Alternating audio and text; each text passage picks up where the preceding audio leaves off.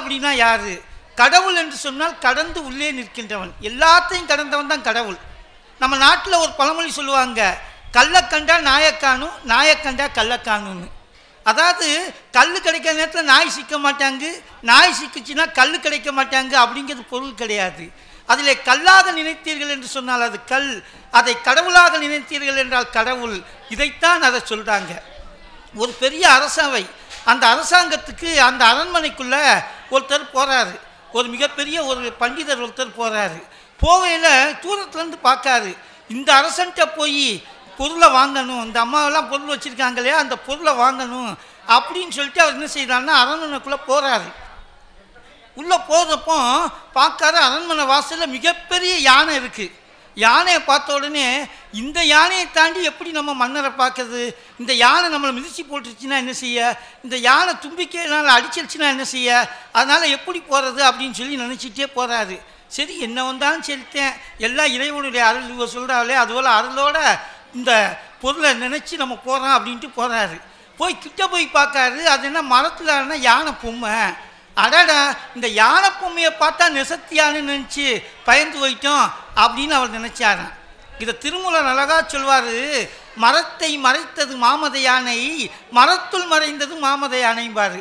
முதல்ல அந்த மரத்தை மறைச்சிட்டு யானை தெரிஞ்சுது, அதுக்கடுத்து கிட்ட போன உடனே அங்கே யானை தெரியவில்லை, மரம் தெரிந்தது. அதே போலதான் பரத்தை மறைத்தது பார்முதல் பூர்ணம், பரத்தில் மறைந்தது பார்முதல் பூர்ணம்னாங்க. இந்த உலகத்துக்குள்ள இறைவன் அடங்கி இருக்கின்றான், இந்த உலகத்துக்கு வெளியில இறைவனுக்குள்ளே இந்த உலகம் அடங்கி இருக்கின்றது என்பதைத்தான் நம்முடைய ஆன்றோர் மக்கள் சொன்னாங்க. எனவே பக்தி வேணும், இறைவனை பார்க்க போக வேண்டும் என்று சொன்னால் பக்தி வேணும். பக்தினா அன்பினுடைய அடுத்த நிலை காதல், காதலையும் மிஞ்சிய நிலை பக்தி. இப்படித்தான் ஒரு தமிழாசிரியர் என்ன செஞ்சாருன்னா, அவர் வகுப்பில் பாடம் நடத்திட்டு இருந்தார். நடத்திட்டு இருக்கையில் அன்புக்கும் காதலுக்கும் என்னடா வித்தியாசம்னு ஒரு பையன்கிட்ட கேட்டார். ஒரு பையன் எந்திரிச்சு ஐயா சொன்னால் தப்பாக நினச்சிக்கிட மாட்டே, இல்லை நான் தப்பாக நினைக்க மாட்டேன்டா சொல்லுடா அப்படின்னாரு. இல்லை உண்மைக்கே தான் என் மேலே கோவப்பட மாட்டே, இல்லை உன் மேலே கோவமே பட மாட்டேன்டா, நீ சும்மா சொல்கிறா அப்படின்னாரு அந்த தமிழ் வாத்தியார். அந்த பையன் எந்திரிச்சு ரொம்ப ஈஸியாக சொன்னான், ஐயா நீங்கள் உங்கள் மகன் மேலே வச்சுருக்கிறது அன்பு, நான் உங்கள் மகன் மேலே வச்சுருக்கிறது காதல் அப்படின்னா. இதுதான், அதாவது உண்மையான அன்பு எங்கே இருக்கின்றதோ அங்கே தான் பக்தி இருக்கும், பக்தி எங்கே இருக்கின்றதோ அங்கே தான் இறைவனுடைய திருவுள்ளம் இருக்கும். இப்போ இந்த அருளா பொருளா அப்படின்னு சொல்லி இந்த தலைப்புக்குள்ளே நம்ம வந்துடுவோம். காலம் கருதி ஏன்னா உங்களையும் ரொம்ப நேரம் காக்க வைக்காமல் சீக்கிரம் முடிக்கணும் அப்படிங்கக்கூடிய ஒரு நோக்கத்தில் நீங்கள் ரசிச்சிங்கன்னா இவெல்லாம் விடிய விடிய பேசுவாங்க. ஆனாலும் அதுக்கு முன்னோட்டமாக நான் ஒரு குறிப்பிட்ட சில கருத்துக்களை சொல்லி நிறைவு செய்யலாம்னு நினைக்கேன். அருள்னா என்ன? கருணை, இரக்கம், அன்பு, தயை, இப்படி கொடை, தாராள உள்ளம், இதெல்லாம் தான் அருள். நம்ம நினைக்க அருள்ன உடனே அப்படியே சாமி ஆடினா தான் அருள். இவங்க ரெண்டு பேரும் சப்போஸ் சாமி ஆடினாலும் ஆடிடுவாங்க, அருள் நிறைஞ்சவங்க இல்லையா, அதனால வேண்டி அருள் நிறைஞ்சவங்க ரெண்டு பேரும் சில நேரங்களில் சாமி ஆடினாலும் ஆடுவாங்க. அப்போ சாமி ஆடுறது அருள் கிடையாது. இரக்கம் இருக்கணும், அன்பு இருக்கணும், கருணை இருக்கணும், தயை இருக்கணும், கொடைக்குணம் இருக்கணும். இதெல்லாம் இருந்தால்தான் அது அருள் என்று சொல்லுவார்கள். இந்த குணங்கள் எல்லாம் எவனிடம் இருக்கின்றதோ அவன்தான் அருள் நிறைந்தவன் என்று சொல்லுவார்கள். ஆனால் இந்த குணங்கள் மட்டும் இந்த உலகத்திலே வாழ்வதற்கு போதுமா அப்படிங்கிறதையும் நம்ம சிந்திச்சு பார்க்கணும். அதாவது இந்த உலகத்தில் ஒருத்தர் என்ன செஞ்சான்னா, அந்த அருள் எதை தரும் என்று சொன்னால் மோட்சத்தை தரும். மோட்சம் என்று சொன்னாலே என்னென்னா மீண்டும் பிறவாத நிலை. அதாவது அபை பாட்டிகிட்ட கேட்டாங்களாம், என்னன்னு கேட்டாங்களாம். அதுக்கு அபை சொல்லிச்சான், என்ன சொல்லிச்சுன்னா, ஐயா இறைவா எனக்கு என்ன வேண்டும், மீண்டும் பிறவாமை வேண்டும்னு தான். சரி, அப்படி சப்போஸ் உனக்கு பிறக்கக்கூடிய தன்மை இருந்தால் உன்னை நினையாத மனம் வேண்டும்னாங்களாம். அதாவது பிறக்காமல் இருக்கணும், அப்படி பிறந்துட்டாலும் இறைவனை மறவாத தன்மை இருக்கணும். அதுதான் உண்மையான பக்தி, அதுதான் அருள். நம்ம எல்லாம் என்னென்னா மோட்சம்னா ஏதோ உயிரை விடணும்னு நினச்சிட்டு இருக்கோம். அதாவது இப்படி தான் ஒரு ஊருக்கு போயிருந்தேன், ஒருத்தருக்கு ரொம்ப உடம்பு சரியில்லாமல் இருந்தார், இன்றைக்கோ நாளைக்கோன்ட்டு இருக்காரு. ஆனால் அவர்கிட்ட எவனுமே போகலை, 10-20 பேர் வீட்டுக்கு வெளியில் தான் நின்றுட்டு இருக்காங்க. நான் போய் கேட்டேன், ஏயா அந்த ஆள் உயிருக்கு போராடிட்டு இருக்காரு, நான் அவரை போய் பார்க்காம இங்கே தனியாக நின்றுட்டு இருக்கேலேன்னு சொல்லி கேட்டேன். அங்கே இருந்தவங்களாம் சொன்னாங்க, சார் நீங்கள் வெளியூர்லேருந்து வந்திருக்கீங்க, ஆனால் உங்களுக்கு அவரை பற்றி தெரியாது, நீங்களே போய் பாருங்கன்னாரு. உடனே நான் போய் அவரை போய் பார்க்க போனேன். பார்க்க போனோடனே அவர் சொன்னார், ஐயோ நான் செத்துருவோம் போல இருக்கே பயமாக இருக்கே, நான் செத்துருவோம் போல இருக்கே பயமாக இருக்கேன். அதெல்லாம் ஒன்றும் இல்லையா, மனுஷனாக பிறந்தா என்னைக்குனாலும் சாவு உண்டியா, பயப்படாதையா அப்படின்னு சொல்லி நான் போய் சொன்னேன். இல்லை செத்து போகிறேன், ஆனால் ஒத்தையில் போகிறதுக்கு எனக்கு பயமாக இருக்குது, யாராவது கூட வாங்கலேன் நான். அதுக்கு பிறகு தான் தெரிஞ்சுது, ஓஹோ இதனால தான் இந்த ஆளை பார்க்கறதுக்கு யாருமே போகலைன்னு நினச்சிட்டேன். அதனால வேண்டி மனித வாழ்க்கைக்கு எப்படின்னா இறப்பு என்பது உண்டு, ஆனால் இறப்புக்கு பின்னால் இந்த மனித வாழ்க்கையானது மிகச்சிறப்பாக இருக்கணும். அந்த மிகச்சிறந்த வாழ்க்கை சொர்க்கமோ நரகமோ அது எப்போனாலும் கிடைக்கலாம். அதாவது ஒரு கணவனும் மனைவியும் வயசாகி போச்சு, 70 வயசு ஆயிடுச்சு. 70 வயசான உடனே கணவன் சொல்கிறாரு, எப்படினாலும் மரணம் வந்துடும், மரணத்துக்கு பிறகு நான் சொர்க்கத்துக்கு போயிடுவேன். அப்போ மனைவியாக்கு, அப்போ நான் எங்கே போவேன், நீ இல்லாத தாண்டி எனக்கு சொர்க்கம், நீ அங்கே வந்து தொல்லை வளர்த்துனா நீ நரகத்துக்கு தான் போவ அப்படின்னு சொல்லி சொன்னா போலையாம். சொன்ன உடனே இந்த அம்மா சும்மா இருக்காம, மாமா சொர்க்கம் சொல்றீங்களே அங்கே என்னெல்லாம் இருக்கும், அங்கேயா ரொம்ப இருப்பா, ஊர்வசி இருப்பா, அதே போல் மேனகி இருப்பா, அழகழகான பெண்கள், இந்த 4 பேர் இருக்காங்கல்ல இவ்வளோ போல் அழகழகான பெண்கள் இருப்பாங்க. அப்படியா அப்படின்னு நினச்சிட்டு கேட்கு. சரி மாமா நரகம்னு சொல்றீங்களே, நரகத்தில் என்ன மாமா இருக்கும் அப்படின்னு கேட்டா போலேன். அதுக்கு அவர் சொன்னாராம், நரகத்தில் குரங்கு தான் இருக்கும். உடனே இந்த அம்மா சொல்லிச்சான், போங்க மாமா எனக்கு ரொம்ப வெக்கமாக இருக்குது. எதுக்குடி வெக்கப்படுத, சொர்க்கத்தில் அழகியெல்லாம் இருப்பாங்க, நரகத்தில் குரங்கு தாண்டி இருக்கும், இதுக்கு போய் என்னத்துக்கு நீ வெக்கப்படுதா அப்படின்னாரான். அதுக்கு அவர் சொன்ன அந்த அம்மா சொல்லிச்சான், போங்க மாமா எனக்கு சொல்ல வெக்கமாக இருக்குது, போங்க மாமா வெக்கமாக இருக்கா, வெக்கத்தை விட்டுட்டேன்னு சொல்லிடி, 70 வயசில் என்னடி வெக்கம்னா. இல்லை நீங்கள் சொர்க்கத்துக்கு போகிறேன்னு சொன்னீங்க, அங்கே மட்டும் உங்களுக்கு மட்டும் அங்கேயும் அழகி இங்கேயும் அழகி. ஆமாடி எனக்கு அழகியாத்தே இருக்கும். இல்லை மாமா அடுத்து ஒன்று சொல்லுவேன் கோச்சிக்கலாதிய, எனக்கு மட்டும் அங்கேயும் குரங்கு இங்கேயும் குரங்கு, எனக்கு இதுதான் சொர்க்கம் நரகம் அப்படிங்கக்கூடியது. எனவே இப்படியெல்லாம் இல்லாமல் யார் எந்த ஒரு குடும்பம் அன்போடு இருக்கின்றதோ, பாரதிதாசன் சொல்வார் இல்லையா, அதாவது அன்புண்டு செயலில்லை என்று முதியோர் காதலில் சொல்வார், அப்படிப்பட்ட அந்த குடும்பங்களில் தான் அருள் இருக்கும். எனவே இறக்க குணம் நிறையா இருக்குது அப்படிங்கிறதுக்கெல்லாம் கிடையாது. ஒரே ஒரு செய்தியை சொல்லிவிட்டு இவங்க பேசுகிறதான் நீங்கள் கேட்க வந்திருக்கீங்க, அதனால் ஒரே ஒரு செய்தியை நான் சொல்லிவிட்டு நிறைவு செய்யலான்னு நினைக்கிறேன். அதாவது ஒருத்தன் ரொம்ப நல்லவன், தினசரி கோயிலுக்கு வருவான், கோயில் வந்து முருகப்பெருமானை தரிசனம் பண்ணாமல் இருக்க மாட்டான், ரொம்ப நல்லவன், இரக்க குணம் உடைந்தவன், இரக்கம் சிந்தனை கருணை, யாருக்காவது உதவி செய்யணும்னு நினைப்பான். ஆனால் அப்படி நினைக்கக்கூடிய ஒரு மனிதன் கோயிலுக்கு வந்து சாமி கும்பிட்டுட்டே இருக்கான். ஆனால் அவனுக்கு 30-31 வயசாச்சு, எவனுமே அவனுக்கு பொண்ணு கொடுக்கல. ஏன்னா எப்பயும் இப்படி இரக்கத்தோடையும் கருணையோடையும் அன்போடையும் நெத்தியில் பட்டையும் உத்திராட்ச கொட்டையும் போட்டுட்டு இருந்தால் யாருமே பொண்ணு தர மாட்டாங்க. இவனுக்கும் பொண்ணு தரல. இவன் போய் ஒரு இடத்துல உனக்கு பொண்ணு தானேன்னு சொன்னாங்க. போய் கேட்ட உடனே இவன் என்ன செஞ்சுருக்கான்னா போயிருக்கான். போன உடனே அங்கே போன உடனே அவள் பொண்ணுக்கு அப்பா சொல்லியிருக்காரு, நீ நல்ல பையன்தான்ப்பா, ஒழுக்கமான பையன்தான், பக்தி நிறைந்த பையன்தான், உன்னை இல்லைன்னே நாங்கள் சொல்லலை, ஆனால் வாழ்க்கையில் குடும்பத்தை நடத்தக்கூடிய அளவுக்கு உன்கிட்ட பொருள் இருக்கா, பொருள் இருந்தால் தானே உனக்கு கல்யாணம் முடிச்சு தர முடியும். என் பிள்ளையும் உன் கூட வந்துட்டு கோயில் குளம்னு அலைஞ்சு உத்திராட்ச கொட்டை போட்டு இருக்கிறதுக்கு நான் சம்மதிக்க மாட்டேன். எனவே வாழ்க்கைக்கு தேவையான பொருளை நீ என்றைக்கு சம்பாதிக்கின்றாயோ அன்னைக்கு தான் உனக்கு என்ன செய்ய முடியும், கல்யாணம் முடிச்சு தர முடியும் அப்படின்றது. சரின்ட்டு வாரேன். ஒருத்தன் பெரிய பணக்காரனா ஒருத்தன் போய் பொண்ணு கேட்கான். கேட்ட உடனே அவனுக்கு கல்யாணம் முடிஞ்சிருது. இவன் இதுதான் உலகம் போல், நம்ம இரக்கமாக இருக்கோம், அன்பாக இருக்கோம், பக்தியாக இருக்கோம், கருணையாக இருக்கோம், ஆனால் நமக்கு எவனுமே பொண்ணுதல்லையே அப்படின்னு அந்த வருத்தத்தோடு வாரான். அவனுடைய நண்பன் ஒருத்தர் வீட்டுக்கு வாரான். அவனுடைய நண்பர் வந்து மிகச்சிறந்த ஓவியர். நல்லா கேட்கணும் கதை, என்ன நல்ல மிகச்சிறந்த ஓவியர். அவர் அழகாக படம் வரைவார். அப்படி அழகாக படம் வரைந்து கொண்டு இருக்கக்கூடிய அந்த ஓவியர் அன்னைக்கு ஒரு படம் வரைஞ்சிட்டு இருக்காரு. அது என்ன படம் அப்படின்னா ஒரு பிச்சைக்காரன் படம்.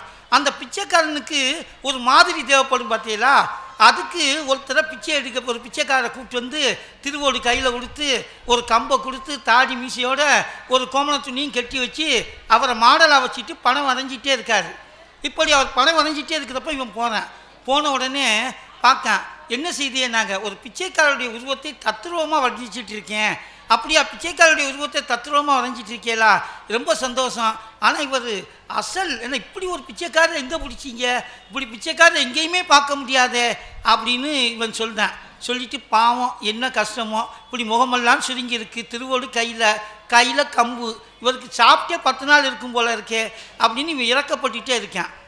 அப்போ இந்த படம் வரைஞ்சிட்டு இருந்த இந்த ஓவியர் கொஞ்ச நேரம் இங்கே இருப்பா, நான் அந்த வெளியில் வரை போயிட்டு வந்துடுதுன்ட்டு போகிறாரு.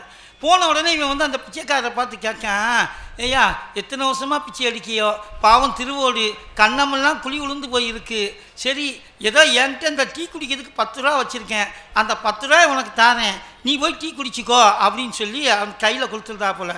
கொடுத்துட்டு இவர் உட்காந்துருக்காரு. பிறகு நண்பர் வந்தார், படம் வரைஞ்சார். அப்போ அந்த 10 ரூபாய் திருவோட்டில் போட்ட உடனே அந்த பிச்சைக்காரர் சொன்னாரா, நாளைக்கு இதே நேரத்தில் என்னை வந்து சந்தி. இவன் சொல்லியிருக்கான், நீயே ஒரு பிச்சைக்காரன் திருவோடு, நாளைக்கு இதே நேரத்தில் சந்திச்சா என்ன, இன்னொரு 10 ரூபா கொடுக்கறது கூட என்கிட்ட பணம் இல்லையே அப்படின்னு இவன் சொன்னானா. ஏன்னா இவனுடைய மனது வந்து இரக்க குணம், இரக்க மனம், அதனால அப்படி சொன்னானா. சொல்லிவிட்டு இவன் என்ன செஞ்சுருக்கான்னா போயிட்டு மறுநாள் சரி அவர் தான் சொல்லியிருக்காரு, பிச்சைக்காரராக இருந்தாலும் அவர் சொல்லுக்கு மரியாதை கொடுப்போம், நம்ம வந்து என்னதான் நடக்குன்னு பார்ப்போம் அப்படின்னு சொல்லி இங்கே வந்து பார்க்க வந்திருக்காரு. பார்க்க வந்தால் நேற்று பிச்சைக்கார வடிவத்தில் இருந்தால் கையெல்லாம் என்னது செயின், கழுத்தெல்லாம் நகைகள், பட்டு ஆடைகள் உறுத்தி ரொம்ப கம்பீரமாக உட்காந்துருக்காரு. ஐயா நேற்று நீங்கள் தானே? ஆமாம் நான் தான். அப்போ நண்பர்கிட்ட ஒரிஜினல் பிச்சைக்காரர்களே இருந்தாரே அப்படின்னு சொல்லி கேட்டாப்பலையா. ஆமாம், அவர் நான் பிச்சைக்காரன் வடிவத்தில் இருந்தால் எப்படி இருப்பேன் அப்படிங்கிறத அவர் வந்து விரும்பினார், அதனால் என்னை ஓவியம் வரைன்னு சொன்னார், அதனால் நான் அவருக்கு ஓவியம் வரைஞ்சேன். ஆனால் நீ என்ன செஞ்சுருக்க, உன்னுடைய இரக்க குணத்தின் காரணமாக அவருக்கு உன்கிட்ட 10 ரூபாய் கொடுத்துருக்க, அதனால தான் அவர் இந்நேரம் வர சொன்னார். உடனே அவர் சொன்னாராம், தம்பி வாழ்க்கையில் வாழ்வதற்கு பொருள் வேணும், அதனால் அந்த பொருள் உனக்கு இல்லை, உனக்கு தேவையான பொருளை பூரா நான் தானேன்னாரான். அது அவருடைய உயர்ந்த உள்ளம். எனவே அருள் என்பது இரக்க குணம் என்று சொன்னால் அந்த இரக்க குணத்தை காப்பாற்றக்கூடிய அளவுக்கு, அந்த இரக்க குணத்தை வாழ்விக்கக்கூடிய அளவுக்கு வாழ்க்கையிலே பொருள் வேண்டும். வாழ்க்கைக்கு பொருள் வேண்டும், நம்முடைய வாழ்க்கையும் பொருளாக இருக்க வேண்டும். அப்போ தான் வாழ்க்கையும் பொருள் படைத்ததாக இருக்கணும், அதேபோல் நாம் வாழ்வதற்கும் பொருள் வேண்டும். எனவே அப்படிப்பட்ட பொருளும் அருளும் நிறைந்தால்தான் வாழ்க்கையாக இருக்க முடியும். எத்தனையோ பணக்காரங்க இருக்காங்க, அவங்களெல்லாம் யாருமே சிந்திக்கலை, கடையேழு வள்ளல்கள் என்று சொல்லித்தான் நம்முடைய முன்னோர்கள் சொல்லி வைத்திருக்கிறார்கள். எனவே நாம் எப்படிப்பட்ட வாழ்க்கை வாழ்ந்தாலும் நாம் வந்து என்னென்னா இரக்கமும் கருணையும் சிந்தனையும் உள்ளவர்களாக இருக்கணும். அப்படிப்பட்ட கருணையும் இரக்கமும் சிந்தனையும் உள்ளவர்கள் தான் இந்த உலகத்திலே இறைவனிடம் அதைத்தான் விரும்பி கேட்பார்கள். அந்த கருணையும் இரக்கமும் தன்னம்பிக்கையும் அந்த கொடை உள்ளமும் தயா குணமும் வந்துவிட்டது என்று சொன்னால் நம்முடைய வாழ்க்கை பொருள் நிறைந்ததாகும். எனவே நாங்கள் இறைவனிடம் கேட்பது அருளே என்று பேசுவதற்காக இந்த பக்கத்தில் அம்மா வள்ளியம்மை அம்மா வந்திருக்காங்க. ஏன்னா அம்மா வந்து மாறி வந்துட்டான்னு நினைக்கேன். ஏன்னா பார்த்தீங்களா, அவளை பார்த்த உடனே அருள் வேண்டி வந்தாள் போலே. அதுக்கு முருகப்பெருமானே ஓன்ட்ட இருக்க தங்க கவசத்தை கூட ஏன்ட்ட கொடுத்துன்னு சொன்னது போல இருக்குது. அதே போல் அவங்களுக்கு துணையாக வந்திருக்கக்கூடிய சிவசக்தியா அவங்களும் எப்படின்னா அருளை வேண்டி வந்திருக்கிறார்கள். ஆனால் நிச்சயமாக அவர்களுக்கு இந்த முருகப்பெருமான் நல்ல பொருளை தருவார் என்கின்ற நம்பிக்கை இருக்கிறது. அதே போல் இந்த பக்கத்தில் நம்ம அம்மா சுகுமாரி அம்மா வந்திருக்காங்க. அவங்க வந்து அதாவது அருள் இருக்கட்டியா பொருள் தேயா, இந்த உலகத்தில் வாழன்னா பொருள் தான். நீங்கள் நல்லவன் இரக்கமானவன் ரொம்ப படித்தவன் சொல்லி பாருங்க. அன்றைக்கி அப்படி தான் நான் பஸ்ஸில் ஏறிட்டு என்ன கண்டக்டர் வந்தார், டிக்கெட் கட்டார். டிக்கெட் கேட்கும், ஐயா வணக்கம் ஐயா. அவர் என்கிட்ட வணக்கம்னார் காலங்காத்தால். வணக்கம் ஐயா, வணக்கம் ஐயா. சரிங்க வணக்கம் போட்டது இருக்கட்டியா. ஐயா நான் வந்து பெரிய நல்ல ஆன்மீக சொற்பொழி பண்ணுவேன், பட்டிமன்றம் பேசுவேன், ஆனால் நல்லா நிறைய பேருக்கு நிறைய மாணவ செல்வங்களை உருவாக்கிட்டு இருக்கேன், இரக்க குணம் உடையவன், அன்பானவன், அதெல்லாம் இருக்கட்டுமையா. இப்போ அதுதான் நான் சொல்ல வரேன். அப்போ சொன்னால் எல்லாம் இருக்கட்டியா, டிக்கெட் அடியா. நான் அன்பானவன் இரக்கமானவன் ரொம்ப படித்தவன், நீ ஏன்ட்ட போய் டிக்கெட் கேட்கையா. அவர் சொன்னார், ஐயா காலங்காத்தால் சாவுகராக்கி உனக்கு ஏன் வண்டி தான் கிடச்சிதா, இறங்கு அப்படின்ட்டாரு. எனவே பொருள் தாங்க வாழ்க்கைக்கு வேணும், பொருள் இல்லாமல் உங்கள் அருள் எதுக்குங்க அப்படின்னு சொல்லி பேசுவதற்காக இந்த பக்கத்தில் சுகுமாரி அம்மா வந்திருக்காங்க. அவங்களுக்கு துணையாக இந்த பக்கத்தில் நம்ம மதுரையை சேர்ந்த பாலமந்திரம் ஸ்கூலுடைய தமிழ் பேராசிரியர் அம்மா இந்திராதேவி அம்மா வந்திருக்காங்க. அவங்க என்னென்னா பொருள் வேணும், அம்மா இருக்க பொருள் போதாதாம்மா, இன்னமாமா முருகப்பெருமான்கிட்ட பொருள் கேட்கிய, இன்னும் நிறைய பொருள் முருகப்பெருமான் உங்களுக்கு தருவார். எனவே அப்படிப்பட்ட அருளா பொருளா என்கின்ற இந்த விவாத மேடையிலே முதலாவதாக அருள் தான். என்னன்னாலும் சரி, நாங்கள் சாமி வர வைக்காம போக மாட்டோம். ஒருத்தன்ட்ட கேட்டேன், ஒரு பையன்கிட்ட கேட்டேன், சரி மாரியாத்தாளுக்கு மங்காத்தாளுக்கு என்னடா வித்தியாசம்னு சொல்லி கேட்டேன். அவன் சொன்னான், தலையை விரிச்சு போட்டாள்னா மாரியாத்தா, தலையை வந்து அடிச்சுன்னா மங்காத்தான்னா. எனவே அப்படி அருள் வந்து ஆடாமல் அருளோடு உங்களுடைய உரையை இங்கே நிகழ்த்த வருமாறு, உங்களுடைய வாதத்தினை வைக்க வருமாறு திருக்கோயில் நிர்வாகத்தின் சார்பாக அன்போடு கேட்டுக்கொள்கிறேன். முதலாவதாக வள்ளியம்மை அவர்கள் அருளே என்கின்ற தலைப்பினிலே பேச வருகை தந்திருக்கிறார்கள். கைதட்டி உற்சாகப்படுத்துங்க. நீங்கள் எவ்வளோக்கோல கைதட்டுறீங்களோ அந்த அளவுக்கு நல்லா பேசுவாங்க. இறைவனிடம் பக்தர்கள் பெரிதும், அடியார்கள் எல்லாரும் வச்சுக்கோங்க, பெரிதும் வேண்டுவது அருளா பொருளா? அருள் தான். ஏன்னா சஷ்டி விரதம் நம்ம இருக்கோம், 6 நாள், எவ்வளவு கடுமையான விரதம் அப்படிங்கிறது அருளோட இருக்கிறவங்களுக்கு தான் தெரியும். அந்த மாதிரி எதிரணியில் இருக்கிற பொருளோடு இருக்கிறவங்களுக்கு தெரியாது. ஏன்னா நீர் விரதம், சாப்பிடாமையே விரதம், ஒரு நேரம் மட்டும் விரதம், பல விரதம் அப்படின்னு விரதத்தை நம்ம இருக்கோம். அப்படின்னா யாருக்காக நம்ம இருக்கோம் சொல்லுங்க? நம்ம குடும்பம் நல்லா இருக்கணும், நம்ம வீட்டுக்காரர் நல்லா இருக்கணும், அவர் வாங்குற சம்பளத்தை அப்படியே கொண்டு வந்து நம்ம கையில கொடுக்கணும். ஆமாம்மா, அந்த பேயை வாங்கி அந்த பேய்கிட்ட கொடுக்கணும். ஆமா, இல்லாட்டி இந்த பேய் அந்த பேயை விரட்டி விட்டுரும். சரியா? அப்படிப்பட்ட ஒரு அருளோடு இருக்கக்கூடியவங்க தான். இப்போ இந்த நம்ம சஷ்டிக்காக நம்ம பூங்காமுருகன் கோயிலில் எல்லாரும் வந்து அமர்ந்திருக்கோம். எவ்வளோ பணிவு, அந்த பெரியவங்க எல்லாம் கீழே உட்காந்துருக்காங்க பாருங்களேன், அந்த கால் எவ்வளோ வலிக்கும். இந்த எல்லாருமே நம்மளுடைய ஒரு இதை விட்டு அழகாக அமர்ந்து எல்லாத்தையும் பார்க்குறோம். அங்கே பிரசாதம் வரிசையில் வாங்கிட்டு போகிறாங்க. இவங்க எல்லாருமே எதுக்காக இங்கே வந்தாங்க? இறைவனுடைய அருளைத்தான் பெற வந்தாங்க.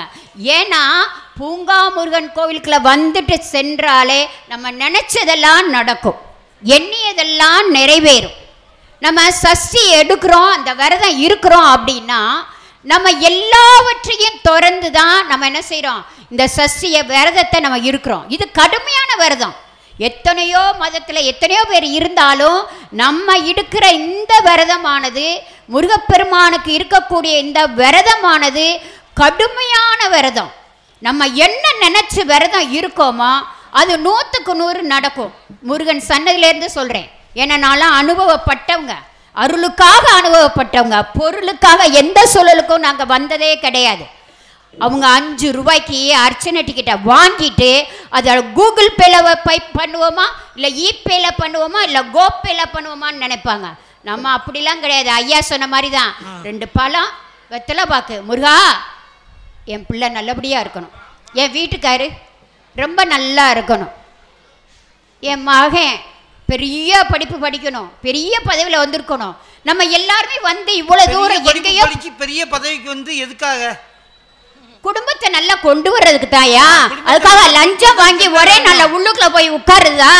அதுதான் பொருள். சொல்லுங்க. பொருளுக்காத்தானம்மா. ஏம்மா, பொருளை விட அருள் இருந்தாதாயா பொருளுக்கு வர முடியும். அருள் இருக்காங்க எல்லாரும் வந்து இப்ப ஒண்ணுமில்ல, இதுல 50% என் பையனுக்கு என் பொண்ணுக்கு அரசாங்க உத்தியோகம் வேணும் அப்படின்னு தான் வந்திருக்காங்க. நல்ல வழியில, உண்மையான வழியில, உழைப்பு மூலமா, உண்மை மூலமா, உயர்வு மூலமா போகணும்னு விரும்புறதா அருள். அது என்றும் நிலைக்கும். ஒரு நாள் லாட்டரி சீட்டில் வாங்கி பணக்காரனாக்கி பொருள் வேணும் பொருள் வேணும் அப்படின்னா அது என்னைக்குமே நிலைக்காது இல்லையா? காசு, பணம், துட்டு, பட்டு ஒன்றும் நடக்காது, ஒரு நாளில் முடிஞ்சிடும். ஒன்றும் இல்லைங்கய்யா. நீங்கள் பயங்கரமான பக்திமான், எதுக்கு ஊதி பூசிருக்கீங்க? ஊதி நெத்தியில பூசிருக்கேன். ஆமாம், அருள் வேணும் தான் பூசிருக்கீங்க. அம்மா இந்த வள்ளியம்மா வந்து பேச போறாங்க, நான் எதுவும் ஏடா கூடமா பேசிடக்கூடாது அப்படின்னு முருகப்பெருமான்ட்ட நீங்க வரம் வாங்கி விபூதியை பூசிருக்கீங்க. முருகனாலே வள்ளியம்மைக்கு பயப்படணும்ல. அது மாதிரி நான் ஏன் விபூதி பூசிருக்கேன்? ஐயா அருளோட இருக்கணும், முன்னுக்கே பொருளை வாங்கிட்டு ஏதாவது ஏடா கூடமா நமக்கு தீர்ப்பு வழங்கிட கூடாது அப்படின்னு தான் நான் பூங்காமுருகன் கோயில வேண்டிட்டு வந்தேன். அப்பா உங்களுக்கு தெரியும், நம்ம அடியார்கள் எல்லாருமே 63 நாயன்மார்கள் எல்லாருமே எனக்கு கோயிலை கட்டி கொடு, எனக்கு பெரிய பூங்காவை கட்டி கொடு, எனக்கு பெரிய மால் கட்டி கொடு அப்படின்னா கேட்டாங்க? கேட்கல. என்ன கேட்டாங்க? அருள் கொடுப்பா எம்பெருமானே, உன்னுடைய அருள் இருந்தா போதும். அதனாலதான் திருத்தொண்டர் புராணம் வந்து பெரிய புராணமாக ஆனது. ஆமாங்க, எதையுமே கேட்காதான் அது பெரிய புராணமானது. அருட்பெருஞ்சோதி அருட்பெருஞ்சோதி தனி பெரும் கருணை அருட்பெருஞ்சோதி. ஏன் பொருட்பெருஞ்சோதி ஏன் சொல்லல? சொல்லுங்க, நீங்க வள்ளலாருடைய அடிமை, சொல்லுங்க ஏன் பொருட்பெருஞ்சோதின்னு சொல்லல? வாழ்க்கை பொருளாக இருக்கணுங்கிறதுக்காக. அருட்பெருஞ்சோதி, அருள் கிடைச்சாலே எல்லாமே கிடைச்சிரும். ஏன்னா அருளை வேண்டி வந்தவங்க எல்லாருமே சுயநலம் இல்லாதவங்க. இவங்க எல்லாரும் எனக்கு வயிற்று போகணும்னு வராங்களா? இல்லை எனக்கு உடம்பு இல்லை, என் குடும்பம் நல்லா இருக்கணும், இந்த சமூகம் நல்லா இருக்கணும், என் பையன் நல்லா இருக்கணும், என் மருமகள் மிக சிறப்பாக இருக்கணும், என் மாமியார் மருமகளை விட சிறப்பாக இருக்கணும், நாங்கள் 2 பேரும் சண்டையே போடாமல் இந்த மகனை கும்முன்னு கும்மணும் அப்படிங்கிற அருளுக்காகத்தானே வந்திருக்கோம். சொல்லுங்க ஐயா. சொல்லுங்கம்மா. அடியார்கள் வந்து எதுக்காக வந்திருக்காங்க அப்படின்னா, திடீர்னு முகேஷ் அம்பானியாவோ இல்லை அனில் அம்பானியாவோ இல்லை டாடா பிர்லாவோ அப்படிலாம் வரணும்னு ஆசைப்படலை. முருகா உன்னை நம்பி நாங்கள் வந்திருக்கோம், திக்கற்றவருக்கு தெய்வந்தான் துணை.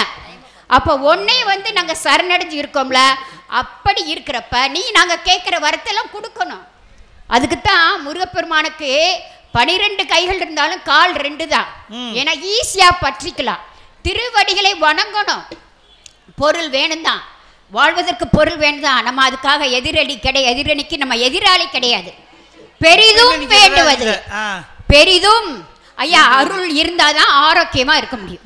ஆரோக்கியமா இருந்தாதான் நல்ல கல்வியை கற்றுக்கொள்ள முடியும். கல்வியை கற்றுக்கொண்டாதான் நல்ல ஒரு வேலை கிடைக்கும். வேலை கிடைச்சதான் நமக்கு பதவி கூட கிடைக்கும். அப்ப துட்டு உங்களுக்கு கேட்காமையே குறுக்கு வழியில வராம நேர்வழியில வந்துடும். இந்த அருளை வேண்டவங்க என்ன செய்வாங்கன்னா, அம்மா நீங்க சாப்பிட்டீங்களா, உங்களுக்கு வேணா நான் காய் எடுத்துட்டு வரவா, அம்மா உங்களுக்கு தண்ணி தரவா அப்படின்னு பெரியவங்களுக்கு சின்னவங்க உதவுவாங்க. விரதம்லாம் நம்ம இருக்கோம், எல்லாரும் ஒரு வீட்டில இருந்து வந்து விரதம் இருக்கலையே, எல்லா பகுதியிலையும் மதுரையில் இருக்கிற எல்லா பகுதியில இருந்தும் நம்ம வந்து விரதம் இருக்க வந்திருக்கோம். எதுக்கு? ஒருத்தர் உதவுறதுக்கு. ஏன்னா வீட்டை விட்டு வந்து நம்ம இருக்கோம். ஒரு விரிக்கிறதா இருக்கட்டும், ஒரு தண்ணியாக இருக்கட்டும், ஒரு பழமாக இருக்கட்டும், ஒரு பிஸ்கட்டாக இருக்கட்டும், எதனால வாங்கம்மா சாப்பிடுவான், வாங்கம்மா உங்களுக்கு நான் உதவுறேன். அந்த பண்பு அருளாளர்களுக்கு தான் இருக்கும். ஐயா உங்களுக்கு தெரியும், அருள் அமுதம் தான் சொல்கிறோம், பொருள் அமுதம் சொல்கிறோமா? அருள் அமுதம் மட்டும்தான் நம்ம சொல்லுவோம். ஏன்னா அருள் தான் என்னைக்கும் எந்த காலத்துக்கும் பொருள். அமுதம்னா என்னம்மா? அமுதம்னா அன்புங்கயா, இரக்கம்யா, கருணையா. அந்த அருளை கொடுக்கக்கூடியது அமுதம். அமுதம்னா அளவற்ற அருளாளர்களுடைய இந்த பக்திமான்கள், இந்த மாதிரி சஷ்டிக்கு விரதம் இருக்கிற அத்தனை அன்பர்கள் முன்னுக்கு நம்ம பேசுறோம் பாத்தீங்களா, அதுதான் அமுதம். அமுதம் என்பது சாவா மருந்து. ஏன்னா அருளாகிய அமுதத்தை பெற்றுவிட்டோம் என்று சொன்னால் இந்த ஆன்மாவானது என்றைக்குமே அழியாது. ஆமாயா, அப்படி அந்த ஆன்மா அழியக்கூடாதுங்கிறதுக்காகத்தான் நீங்க அருளை தேடுங்கன்னு நாங்க சொல்றோம். இவங்க எல்லாருமே அருளாளர்கள் தான். ஏன்னா அவங்க விரதம் இருந்து முருகப்பெருமான எப்படியாவது அவருடைய மனசை மாற்றி அவர் மூலமா தன்னுடைய குடும்பத்தை தனக்கான வேண்டுதலை கேட்கறதுக்காக வந்திருக்காங்கயா. சும்மா அவங்க வந்து எனக்கு சிலையை கொடுப்பா, முருகா உன்னை மாதிரி ஒரு சிலை கொடுப்பா, இல்லப்பா இந்த தங்கரத்தை நான் எடுத்துட்டு போறேன்ப்பா அப்படிலாம் யாருமே கேட்கலங்கயா. குடும்பம் நல்லா இருக்கணும், நம்ம பொதுநலத்தோடு இருக்கணும், அவ்வளவுதாங்கயா. ஐயா உங்களுக்கு ஆதிசங்கரர் நல்லாவே தெரியும். அவருக்கு வந்து காச நோய் வந்துச்சு. அவர் எதுக்கு திருச்செந்தூர் போகணும்? சொல்லுங்க. அவர் திருச்செந்தூர் போய் அங்க பன்னீர் இலை பிரசாதம் வாங்கி அதை சாப்பிட்டதும் தான் அவர் என்ன செஞ்சாரு, அந்த காச நோய் நீங்கி நல்ல ஆரோக்கியமா வாழ்ந்தார். அப்ப அவர் வேண்டி போனது முருகப்பெருமான்ட்ட அருள் தான். எனக்கு இந்த காச நோய் போகணும் அப்படின்னு வேண்டி அவர் போனதுனால அவருக்கு அருள் கிடைச்சது. அது மட்டும் இல்ல, தேவராயர் சுவாமிகள் உங்களுக்கு தெரியும், அவருக்கு கடுமையான வயிற்று வலி. அவர் முருகப்பெருமாட்டுக்காரு, அப்பா எனக்கு இப்படி ஒரு வயிற்று வலி. தேவராயர் சாமியை பத்தி கொஞ்சம் சொல்லிருங்கம்மா. ஆமா, சஷ்டி கவசம் எழுதினவரு பாலதேவராய சுவாமிகள். அவர் எப்படி எழுதினார் அப்படின்னா நல்லா புரிஞ்சுக்கோங்க. ஒவ்வொரு சாமி பாட்டிலையும் கடைசியில தான் அந்த பாடலுடைய முதல் கருத்து மைய கருத்து அழகா தெரியும். ஆனா சஷ்டி கவசம் 1ல மட்டும்தான் அந்த முன்னுக்கு இருக்கிற சரணம் இருக்குது பார்த்தீங்களா, துதிப்போர்க்கு வல்வினை போம் துன்பம் போம் நெஞ்சில் பதிப்போர்க்கு செல்வம் கழித்து மைத்தோங்கும் அப்படிங்கிற வரிகள் இந்த சஷ்டி கவசத்தை படிச்சாலே போதும், உனக்கு துன்பம் போயிடும், எந்த துன்பமும் வராது. உனக்கு தேவையான பொருள் என்ன எல்லாமே உன்னை தேடி வரும். நாங்களாம் நினைச்சு இப்ப வரைக்கும் இப்ப வரைக்கும் நினைச்சது எல்லாமே நடக்குது அப்படின்னா முருகனுடைய அருள் தாங்கயா. எனவே குமரகுருவரே வாய் ஊமையா இருந்தாரு, பேசணும்னு சொல்லிட்டு போய் திருச்செந்தூர் முருகன்ட்ட பாடி வேண்டி அருளை கேட்கவும் அவருக்கு என்ன கிடைச்சாங்க, உடனே பாட சொல்லி எடுத்து கொடுத்தாங்க. அது மட்டுமா, ஐயா நீ வந்து மதுரை மீனாட்சி யாரு, அந்த முருகப்பெருமான பெத்தவ மதுரை மீனாட்சி, அவருக்கு ஒரு பாட்டை பாடு அப்படின்னு சொல்லவும் அவர் பிள்ளைத்தமிழ் மீனாட்சி பிள்ளைத்தமிழை பாடி அம்மாவையும் அவர் வந்து ரொம்ப என்ன செஞ்சாங்க, வாழ்த்தி பாடினாரு. ஐயா பொருள் என்ன பொய்யா விளக்கு, புரிஞ்சிருக்கும்னு நினைக்கிறேன். பொருள்ங்கிறது பொய் தான், ஆமா, ஆனா அருள்ங்கிறது அணையா விளக்கு. வள்ளலார் பாருங்க கண்ணாடி கூண்டுக்குள்ள திருத்தணி முருகனையே பார்த்தாரையா, அப்ப அருள் தானங்கயா. நாங்க எல்லாருமே கோவிலுக்கு வர்றது, இந்த சஷ்டிக்கு விரதம் இருக்கிற அத்தனை ஆன்மீக சான்றோர் பெருமக்கள் அடிகளார் எல்லார் முன்னுக்கு நான் சொல்றேன், நாங்க எல்லாரும் வந்தது ரொம்ப எளிமையான வேலை. முருகா என் கூட இரு, முருகா நான் வேண்டதெல்லாம் கொடு. என்னால காசு பணம் துட்டு செக்கு எதுவுமே என்னால கொடுக்க முடியாது, ஆனா உனக்கான ஒரு பாலம் பால் வெத்தலையை கொடுத்து ஒரு பூவை போட்டு நான் வணங்கி நான் உன்னை நம்பி இருக்கேன். இந்த 6 நாள் ஒவ்வொரு வருஷமும் இந்த 6 நாளும் கொடூரமான நாள், உலகமெங்கும் இருக்கக்கூடிய முருகன் அடியார்கள் முருகன் பக்தர்கள் எல்லாரும் இருக்கக்கூடிய ஒரு அற்புதமான ஒரு விரதம் அப்படின்னா சஷ்டி கவசம் என்று கூறி காரைக்கால் அம்மையார மட்டும் ஏன் வந்து முருகன் அது சிவபெருமான வேண்டி போறாங்க அப்படின்னா பிறவா நிலை வேணும் அப்படின்னு வேண்டதுக்காகத்தான் அவங்க காரைக்கால் அம்மையார் பெரிய வணிகருடைய மனைவி, வணிகர் குடும்பத்துல இருந்து வந்தாங்க, பெரிய பணக்கார வீட்டுல இருந்து வந்தாங்க. ஆனாலும் கடைசியில் அவங்க என்ன கேட்டாங்க தெரியுமா, பிறவா நிலை வேணும் அப்படின்னு கேட்டதும் சிவபெருமான் அம்மையே வருக அருகில் அமர்க அப்படின்னு அற்புதமா அருள் கொடுத்த அற்புதமான கதை தங்களுக்கு நன்றாக தெரியும். நிறைவாக ஐயா அவர்களுக்கு நன்றாகவே தெரியும், மதுரை ஆனது மிகச்சிறந்த தீர்ப்பு கூறக்கூடிய ஒரு அற்புதமான ஏரியா. பாண்டிய நெடுஞ்செழியனுக்கு என்ன நடந்துச்சுன்னு உங்களுக்கு நல்லா தெரியும். தவறான தீர்ப்பு கொடுத்தா உங்களுக்கு என்ன முருகப்பெருமான் கொடுப்பாரு அப்படிங்கிறது தெரியும். ரொம்ப பொருளை வாங்கிட்டு எக்கு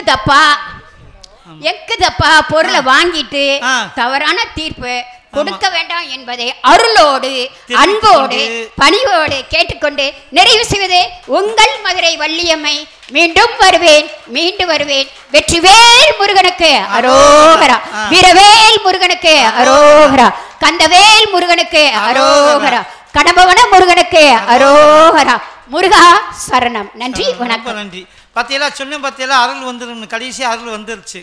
ரொம்ப அழகா சொன்னாங்க. பாடுபட்டு தேடி பணத்தை புதைத்து வைக்கும் கேடுகட்ட மனிதரை கேளுங்கள், கூடு விட்டு ஆவிதான் போன பின்பு யாரோ நினைப்பார் பாவியால் அந்த பணம் என்று சொன்னது போல, அவ்வை பாட்டி சொன்னது போல அந்த பொருள் நிலைத்திருக்காது, அருள்தான் நினைத்திருக்குனார். ஒரு லாட்டரி டிக்கெட் கதையை சொன்னாங்க. அதாவது ஒரு கார்ட் பேஷண்ட்டு நெஞ்சு வலியோடு ஆஸ்பத்திரியில் அட்மிட் ஆகியிருக்காரு. அப்படி இருக்குதப்போ அவர் ஒரு லாட்டரி டிக்கெட்டு எடுத்திருக்காரு. அந்த லாட்டரி டிக்கெட்டுக்கு 1 கோடி ரூபா பரிசு விழுந்துருச்சு. அப்போ வீட்டில் உள்ளவங்கலாம் வராங்க, அந்த ஹாஸ்பிட்டலில் அட்மிட் ஆகியிருக்காரு, அவருக்கு வந்து 1 கோடி ரூபா லாட்ரி டிக்கெட்டில் அட்மிட் ஆகி விழுந்திருக்கு, அதாவது பரிசு விழுந்திருக்கு அப்படின்னு சொன்னாங்களாம். சொன்னேன், டாக்டர் சொன்னாராம், இன்ப அதிர்ச்சியை கொடுத்தோம்னா பொட்டுன்னு போனாலும் போயிடுவார், அதனால் வேண்டி நீங்கள் நான் பக்குவமாக அவர்கிட்ட சொல்லுதேன் அப்படின்னாராம். உடனே டாக்டர் பையன் வந்திருக்காரு, உன்னுடைய உடம்பெல்லாம் இப்போ பரவாயில்லாமல் இருக்குது, நல்லா தேறிட்டு வர, நான் ஒன்று சொன்னால் நீ என்ன நினைப்பான்னாரு. சொல்லுங்கள் டாக்டர், நான் எதுனாலும் சொல்கிறேன் அப்படின்னாரு. உடனே டாக்டர் சொன்னாரா, இப்போ உனக்கு லாட்ரி டிக்கெட்டில் 1 கோடி ரூபா வந்தால் என்ன செய்வ அப்படின்னு சொல்லி கேட்டாரான். என்ன செய்ய போகிறேன், என் உயிரே காப்பாற்றினா உங்களுக்கு கொடுத்துருவேன்னாரான். இல்லை நான் கேட்கேன், நெசத்துத்தான் கேட்கேன், உண்மையிலே 1 கோடி ரூபா வந்தால் என்ன செய்வியா?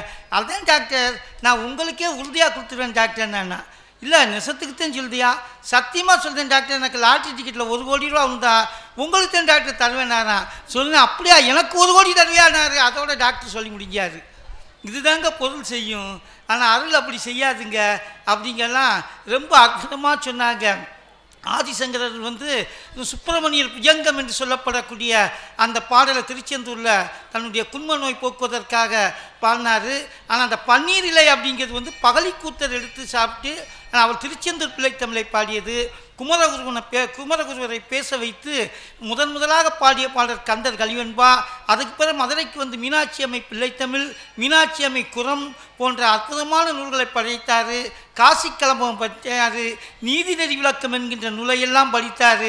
இதற்கெல்லாம் காரணம் அந்த முருகனுடைய அருள்தான் அவரை இவ்வளவு நிலைக்கு உயர்த்தி இருக்கின்றது என்கின்ற அற்புதமான கருத்தோடு வள்ளலார் பெருமான் சொல்லித அந்த காரியங்களையும் சொன்னார்கள். அவர்களுக்கு சபையோர் சார்பாக வாழ்த்தினை தெரிவித்துக் கொண்டு, அம்மா இதுக்கெல்லாம் நீங்கள் பதில் சொல்லணும். ஏன்னா இவங்களுக்கு பதில் சொல்லணும்னா சுகுமாரி அம்மாவால் தான் முடியும். ஏன்னா வேறு யாராலும் முடியாது. ஏன்னா அவங்க சாமியாடினான்னா இவன் என்ன செய்வாங்க, பணம் கொடுத்தாது 4 பேர் சாமியாட வைப்பாங்க. அதனால் அருளை காட்டிலும் பொருள் தான் என்ன சொல்லியிருக்கு. இன்றைக்கு பக்தர்கள் வேண்டுவது அருளா பொருளான்னு தான் கேட்டிருக்கு. ஆனால் இன்னைக்கு நம்ம பக்தர்கள்லாம் என்ன வேண்டுதாங்கன்னா பொருளைத்தான் வேண்டுகிறார்கள் என்று ஆணித்தரமாக தன்னுடைய வாதத்தை எடுத்து வைக்க வருக வருக வருக என்று அம்மையார் அவர்களை வரவேற்று அவர்களுடைய சொல் ஆற்றலை இங்கே பதிவு செய்யும்படி அன்போடு கேட்டுக்கொள்கிறேன். பார்த்தீங்களா, பொருள் படைத்தவர்களுக்கெல்லாம் கொஞ்சம் உயர்ந்தவர்கள். நான் சொன்ன பார்த்தீங்களாப்பில் ஒரு கதை, அருள் படைத்தவர்கள் இறக்கக்கூடியவர்கள், பொருள் படைத்தவர்கள் உயர்ந்த உள்ளத்துக்கு சொந்தக்காரர்கள். அதனால தான் அவர்களுக்கு உயரமான மைக்கு தேவைப்பட்டது. ஐயா சொல்லுங்கம்மா. அருள் வேணும்னு சொல்றவங்க கொஞ்சம் அவங்கள பாருங்க. பொருளோட வந்திருக்காங்க. அருளை வேண்டி வந்தவங்க மாதிரியா இருக்காங்க. திருவள்ளுவர் சொன்னார்ல, பொருள் அல்லாதவரை பொருளாக்க செய்வது. ஆமா, இது எப்படி இருக்குன்னா, ஒரு ஊருக்கு ஒரு சாமியார் வந்தாராம். வந்து யாருக்கெல்லாம் சொர்க்கத்துக்கு போகணுமோ எல்லாரும் வாங்க அப்படின்னு கூப்பிட்டாராம். அப்ப எல்லாரும் நான் வரேன் நீ வரேன்னு நிறைய வந்தாங்க. சரி, எல்லாம் இவ்வளோ பேர் சொர்க்கத்துக்கு போகணும்னு ஆசைப்படுறீங்கல்ல, ஆமா வாங்க சாகிறதுக்கு ரெடியா இருக்கிறவங்க எல்லாம் வாங்கன்னு கூப்பிட்டாங்க. அப்ப ஒருத்தருமே வரல. அப்ப எப்படி நீங்க சாகாம எப்படி ஏன் சொர்க்கத்துக்கு போக முடியும் அப்படின்னு அவர் கேட்டாராம். அது மாதிரி இருக்கு இந்த அம்மா என்ன பண்ணியிருக்காங்க. இவ என்ன சொல்றாங்கன்னா, சாகாமையே சொர்க்கத்துக்கு போகக்கூடிய வழிதான். அது எப்படி அவங்க போக முடியும் சொல்லுங்க? சாகாம எப்படி போக முடியும்? இவ்வளவு நகையை நட்டெல்லாம் போட்டுக்கிட்டு எனக்கு அருள் வேணும்னா எந்த கடவுள் அருள் கொடுப்பாரு சொல்லுங்க? இது ரொம்ப காமெடியா இருக்கு, சின்ன பிள்ளைத்தனமா இருக்கு அப்படின்ற மாதிரி இருக்குங்க.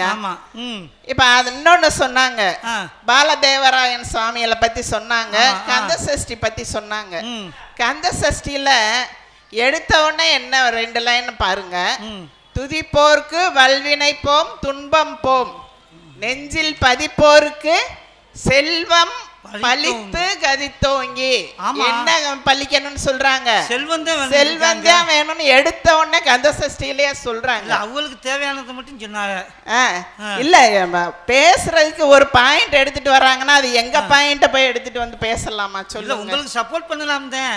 எங்களுக்கு சப்போர்ட் பண்ணி பேசுற மாதிரி அவங்க பேசும்போதே இந்த மாதிரி நெஞ்சில் பதிப்போர்க்கு செல்வம் பலித்து கதித்தோங்கும், நிஷ்டையும் கைகூடும் நிமலரும் கந்த சஷ்டி கவசம் தன்னை அப்படின்னு சொல்லிதான் அவர் பாடி இருக்காரு. அப்ப அவர் எடுத்த உடனே என்ன கேட்கிறாரு? செல்வம் தான் வேணும். எல்லாருக்கும் வந்து செல்வம் இருந்தா மட்டும்தான் எல்லாத்தையுமே சாதிக்க முடியும். ஆமா, இப்ப இந்த கோயிலுக்கே வர்றீங்க, வந்துட்டு சாமிக்கு பூ வாங்கி போடணும்னு நினைக்கிறீங்க. பூ வாங்கி போடணும்னு பூக்காரமாட்டா பூ வாங்குறீங்க. வாங்கி முடிச்சாச்சு, அந்த அம்மா பூ கொடுத்தாச்சு, காசு கேட்குறாங்க. காசு கேட்குற இடத்துல அந்த அம்மாட்ட, ஏம்மா நான் கந்த சஷ்டி 2 லைன் பாடுறேன், இல்லை முழுசா கூட பாடுறேன் அப்படின்னு சொன்னா அவங்க தருவாங்களா சொல்லுங்க? சொல்லுவாங்க. தருவாங்களாமா? தருவாங்களா? சத்தியமா பதில் சொல்லுங்க.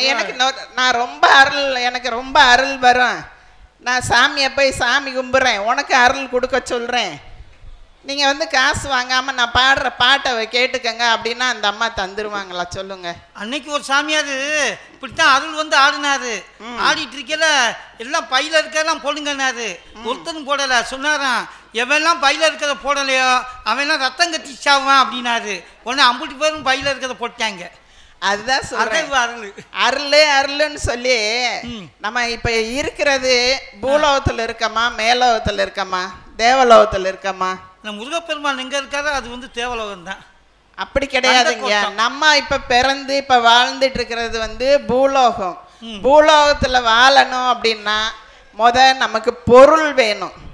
ஒரு கோயிலுக்கு போகணும்னா கூட ஒரு 50 ரூபா நம்ம கையில வச்சிருந்தா தான் வந்துட்டு போக முடியும், இல்லைன்னா முடியாது. ஆமா. இப்ப நீங்க மேலூர்ல இருந்து இங்க பட்டிமன்றம் பேச வந்திருக்கீங்க.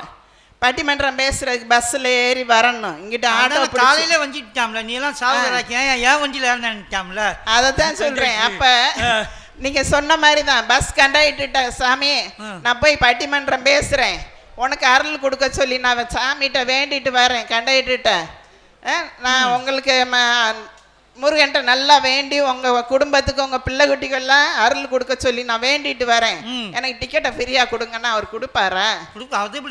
மகளிருக்குன்னா கூட கொடுப்பாங்க. இப்ப மகளிர் பஸ் இருக்கு, ஃப்ரீயா வந்துக்கலாம் நம்ம. ஆனா உங்ககிட்ட அப்படி நடந்தா வேணா நடக்குங்க. அப்ப பொருள் இல்லாம சாமி கூட கும்பிட முடியாதுன்னா இவங்க நான் இறைவன்கிட்ட போய் நாம அருளைத்தான் கேட்க போறேன், அருளைத்தான் கேட்க போறேன்றது ரொம்ப ரொம்ப வடிகட்டின. அது என்ன, ஈரோடு ஜமக்காலத்துல வடிகட்டின பச்சை பொய்ங்க. பச்சை பொய். ஆமாங்க. பொய்க்கு நிறம் வச்சிட்டாங்களா? சாதாரண பொய் கூட கிடையாது. ஈரோடு ஜமக்காலம் ரொம்ப கெட்டியா இருக்கும். அதுல வடிகட்டினா என்ன இறங்கும்? இறங்காது. அப்படி வடிகட்டினா பச்சை பொய்ய அவங்க சொல்லிட்டு இருக்காங்க. பொய்க்கெல்லாம் இப்ப நிறம் வச்சாச்சு. ஆமா, பச்சை பொய். அப்ப பொருள் இல்லாததுக்கு அப்படின்னு நம்ம எடுத்துட்டோம்னா பொருள் இல்லாருக்கு என்னென்ன இல்லை அப்படின்னு சொல்லி அந்த காலத்திலே பாடி வச்சுட்டு போயிட்டாங்க. சொல்லுங்க. பொருள் இல்லாருக்கு இன்பம் இல்லை, இன்பம் கிடையாது. புண்ணியம் இல்லை, மருவிய கீர்த்தி இல்லை, கீர்த்தி கிடையாது. மைந்தருள் பெருமை இல்லை, கிடையாது.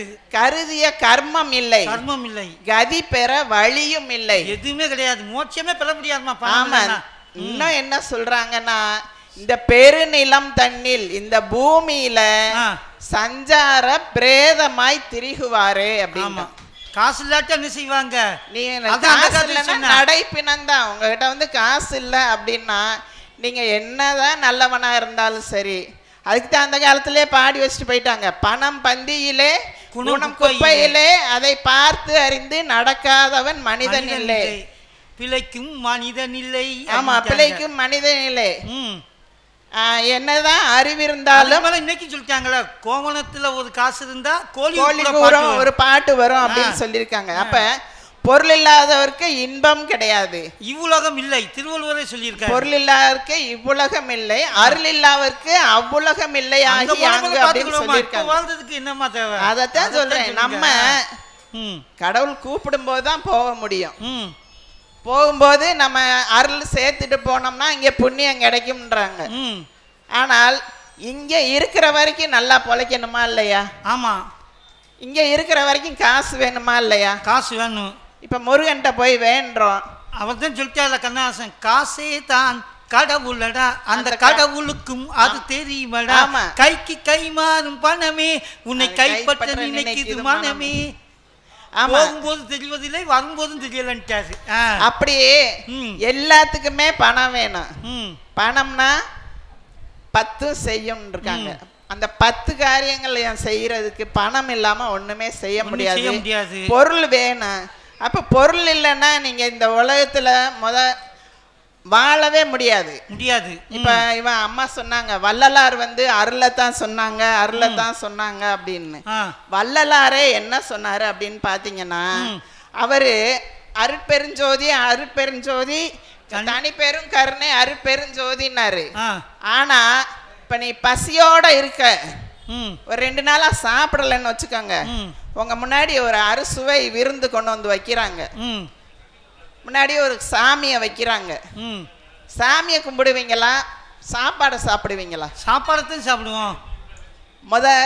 பசி காது அடைக்குது, பேசக்கூட முடியல, எனக்கு காது கண்ணெல்லாம் பஞ்சடைஞ்சு போச்சு, சோத்தை கொடுங்கப்பா, சோறு தான் நமக்கு முக்கியம் அப்படின்னு போய் சோறை சாப்பிடுவீங்களா? சோறு சாப்பிட்டு சாமியை கும்பிடுறேன்னு சொல்லுவீங்களா? இல்ல எனக்கு நான் சாமியை கும்பிட்டு சோறு சாப்பிடுறேன்னுங்களா? அதாவதுமா ஆத்துக்குள்ள இறங்கி அரகரா போட்டாலும் சோத்துக்குள்ள இருக்காண்டா சொக்கனாண்டினாரு. ஜீவானந்தன் சொன்னார், தோழர் ஜீவானந்தன். அப்ப வள்ளலார் என்ன செஞ்சாரு, பசியை போக்கணும், பசிப்பினி அப்படிங்கிறது ஒரு கொடிய பகைவன் அப்படின்னாரு. நோய் மண்டினியாலத்து வாழ்வதெல்லாம் உண்டி கொடுத்தவரே உயிர் அதை தீர்க்கிறது தான் முக்கியமான பணி, அதுதான் முக்கியமான வேலை அப்படின்னு சொன்னாரு. அதுக்கு பணம். அந்த பசியை என்ன அவர் சொன்னார்னா, எதுக்கு இணையா சொன்னார்னா, அது ஒரு நரகம், பிரசவத்துக்கு சமமான ஒரு வலி, மரணம், அந்த மூணு சேர்ந்து வந்தா எவ்வளவு கொடுமையாக இருக்குமோ. நம்ம இப்ப நம்மளாம் தினம் சாப்பிட்டுட்டு வந்துடுறோம், அதனால நமக்கு அவ்வளவு கொடுமை தெரியாது. ஆனால் பசி கொடுமையை ஒரு 4-5 நாளா சாப்பிடாம இருந்து பார்த்தா தெரியும் அந்த கொடுமை. அப்படித்தான் அவங்க ஊர்ல அமாவாசைன்னு ஒருத்தன் இருந்தானா, வள்ளலார் இருந்த ஊர்ல. அமாவாசை திதியோன்னு நினைச்சேன். அவன் பேரு அமாவாசை, வடலூர்ல இருந்தான். அவன் மாட்டை அடிச்சு கொன்னு தின்னுட்டே இருந்தான். இவர் வள்ளலார் என்ன செய்வாரு, இவர் அதாவது உயிர்களுக்கு கருணை தான் கொடுக்கணும், அந்த மாதிரி சாப்பிடக்கூடாது அப்படின்னு சொல்லக்கூடியவர். அப்ப என்ன செஞ்சார், போய் ஏப்பா நீ இப்படி மாட்டெல்லாம் அடிச்சு திங்கிறியே, இது நியாயமா அப்படின்னு போய் கேட்டாரு. அப்ப அவர் சொன்னார், அந்த அமாவாசை சொல்லியிருக்காரு, ஏசாமி எனக்கு சாப்பாடு கிடைச்சா நான் எதுக்கு மாட்டை அடிச்சு திங்க போறேன், எனக்கு எல்லாம் எதுவுமே கிடைக்காம இருக்கிறதுனால தான் இதெல்லாம் நானும் என் குடும்பம் குட்டி எல்லாரும் சேர்ந்து சாப்பிட்றோம். அதனால எனக்கு நல்லா உணவு கிடைச்சிச்சுன்னா நான் இதெல்லாம் செய்ய மாட்டேன் சாமி, நான் வேணுக்குனேலாம் அதை சாப்பிடல, என்னோட பசியை போக்குவதற்காகத்தான் இதை நான் சாப்பிட்றேன் அப்படின்னு சொல்லி அவன் சொன்னான். அப்பதான் வள்ளலார் உணர்ந்திருக்கிறார். அப்போ ஒருத்தவங்களுக்கு பசி அப்படின்னு வந்துருச்சுன்னா அவங்க அதை தீர்ப்பதற்கான ஒரு வழியை தான் நாம் காமிக்க வேண்டும். அதுதான் மிகப்பெரிய அருள், மக்களுக்கு செய்யக்கூடிய ஒரு சேவை. அதை விட்டுட்டு நம்ம மற்றதெல்லாம் நம்ம செஞ்சு பிரயோஜனம் இல்லை அப்படின்ட்டு தான் தர்மசாலை நிறுவினார். வடலூர்ல சத்திய தர்மசாலையை நிறுவி எல்லாருக்கும் சாப்பாடு போட்டார். அப்ப எல்லாருக்கும் சாப்பாடு போடணும் அப்படின்னா என்ன வேணும், நமக்கு பணம் வேணும். பணம் வேணும். பணம் இல்லாம போட முடியுமா? போட முடியாது. பொருள் வேணும். அதனால என்ன சொல்ல வரேன் அப்படின்னு பாத்தீங்கன்னா, இப்ப நம்ம கோயிலுக்கு வந்தா கூட எனக்கு அதை கொடு சாமி இதை கொடு சாமின்னு சொல்லி சாமிகிட்ட வேண்டுறோம். யாராவது எனக்கு இன்னைக்கே நேரடியா மேல போகணும் அப்படின்னா வேண்டுறோம். என் பிள்ளை நல்லா இருக்கணும், என் பிள்ளைக்கு குழந்தை பிறக்கணும், என் மருமகளுக்கு நல்லபடியா குழந்தை பிறக்கணும், இல்ல என் மகனுக்கு நல்ல வேலை கிடைக்கணும், எனக்கு வீடு வாசல் நல்ல இப்ப வீடு கட்டிட்டு இருக்கேன், நல்ல வீடு வாசல் அமையணும், என்னென்ன நமக்கு வேணுமோ அதைத்தான் போய் கடவுள்கிட்ட கேட்போம்.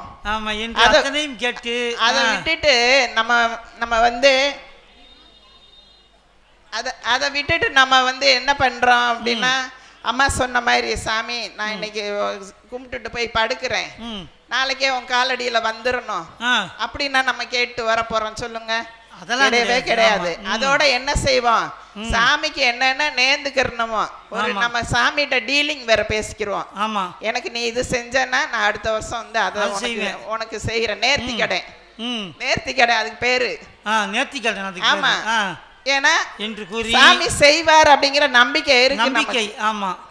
அப்ப நம்ம என்ன வேண்டோம், இந்த இக உலகத்தில் இந்த பூமியில நமக்கு நல்லபடியா வாழ்வதற்கான பொருள் தான் நமக்கு வேணும் அப்படின்னு நினைக்கிறோமே தவிர அருள் வேணும் அப்படின்னு சொல்லி இன்னைக்கே நம்ம சொர்க்கத்துக்கு போகணும் அப்படி இப்படின்லாம் நம்ம பேசுறது இல்ல. அதனால நம்ம இந்த உலகத்தில் இருப்பதனால இந்த உலகத்தில் கடைசி வரை நல்லபடியா நம்ம வாழ்ந்து நம்ம நல்லபடியா இறைவனடி சேரணும் அப்படின்னா பொருள் இல்லாம முடியவே முடியாது. அதனால அனைவருமே இறைவனிடம் வேண்டுவது முதல்ல பொருள் தான், அதுக்கப்புறம் தான் அருள் அப்படின்னு சொல்லி என்னுடைய வாதமாக சொல்லி எனக்கு வாய்ப்பளித்த அனைவருக்கும் நன்றி பாராட்டி விடைபெறுகிறேன். நன்றி, வணக்கம். அருமை அருமை. பொருள் இல்லைன்னா இந்த உலகத்தில் வாழவே முடியாது. நீங்கள் கோயிலுக்கு போனாலும் சரி, பஸ்ஸில் போனாலும் சரி, நீங்கள் மனசு இரக்கத்தோடு பிறருக்கு உதவி செய்யணும் போனாலும் சரி, என்ன வேணும்னா பொருள் என்பது வேணும். பொருள் இல்லைன்னா இந்த உலகம் இயங்காது. பொருளை மையமாகப்படுத்தி தான் இந்த உலகம் இயங்கிக் கொண்டிருக்கின்றது என்கின்ற அற்புதமான செய்திகள். பணம் இருந்துன்னா என்னெல்லாம் நமக்கு, பணம் இருந்தால்தான் பொருள் இருந்தால்தான், பொருள் இல்லைன்னா என்னெல்லாம் நமக்கு கிடைக்காது அப்படிங்கிறதெல்லாம் மிகப்பெரிய பட்டியலிட்டிருக்கிறார்கள். எனவே இதுக்கெல்லாம் பதில் சொல்லணும்னா நம்ம சிவசக்தி அம்மா தான் வரணும். ஏன்னா கடைசியாக சொல்லிட்டாங்க, சாமிகிட்ட நேர்த்திக்கடன் வச்சுருக்கோன்ட்டாங்க. எதுக்கு? பொருள் கிடைக்கணும்னு. அதாவது ஒருத்தர் என்ன செஞ்சான்னா, கடவுள்கிட்ட வேண்டிகிட்டே இருந்தேன், எனக்கு நிறைய செல்வம் கிடைக்கட்டும்னு வேண்டின உடனே கடவுள் என்ன செஞ்சிட்டான்னா, எல்லா செல்வத்தையும் அவனுக்கு கொடுத்துட்டாரான். கொடுத்த உடனே, கடவுளே நீ கொடுத்துட்ட, நான் கேட்டதெல்லாம் நீ கொடுத்துட்ட, நான் உன்கிட்ட சொன்னது போல் நான் பாதி பொருளை நான் உனக்கு கொடுத்துருந்தேன் அப்படின்ட்டு அவனுடைய மனைவியும் சேர்ந்து கடவுளுக்கு கொடுக்கலான்னு வராங்க. வந்தப்போ இவன் நினைக்கான், பாதி பொருளை நம்ம கடவுளுக்கு கொடுத்துருவோம் அப்படின்னு இவன் 2 பேர்த்தை சுற்றி வட்டம் போடுறேன். வட்டத்தை போட்டு காசு அப்படியே விதைப்போம், பொற்காசுகளை விதைப்போம். எவ்வளோ காசு அந்த வட்டத்துக்குள்ளே இருக்கோ அதெல்லாம் கடவுளுக்கு போட்டோம், வெளியில் வளர்ந்ததெல்லாம் நம்ம எடுத்துக்கிடுவோம் அப்படிங்க. உடனே பொண்டாட்டி காட்சி சொல்லிட்டா, என்னங்க எப்படி யோசிக்கிய, இவ்வளோ பெரிய வட்டமாக ஓடுதுன்னா, சரி சின்ன வட்டமாக போடுன்னு இவ காலை சுற்றி வட்டம் போட்டுட்டு அந்த காசெல்லாம் போட்ட மேக்சிமமான காசு வெளியே போயிடுச்சு, கொஞ்சம் தான் கிடந்தது. அப்போ அடுத்து சொன்னால் பொண்டாட்டி இதெல்லாம் சரிப்பட்டாதுங்க, கடவுள் எங்கே இருக்காரு அப்படின்னு கேட்டான்.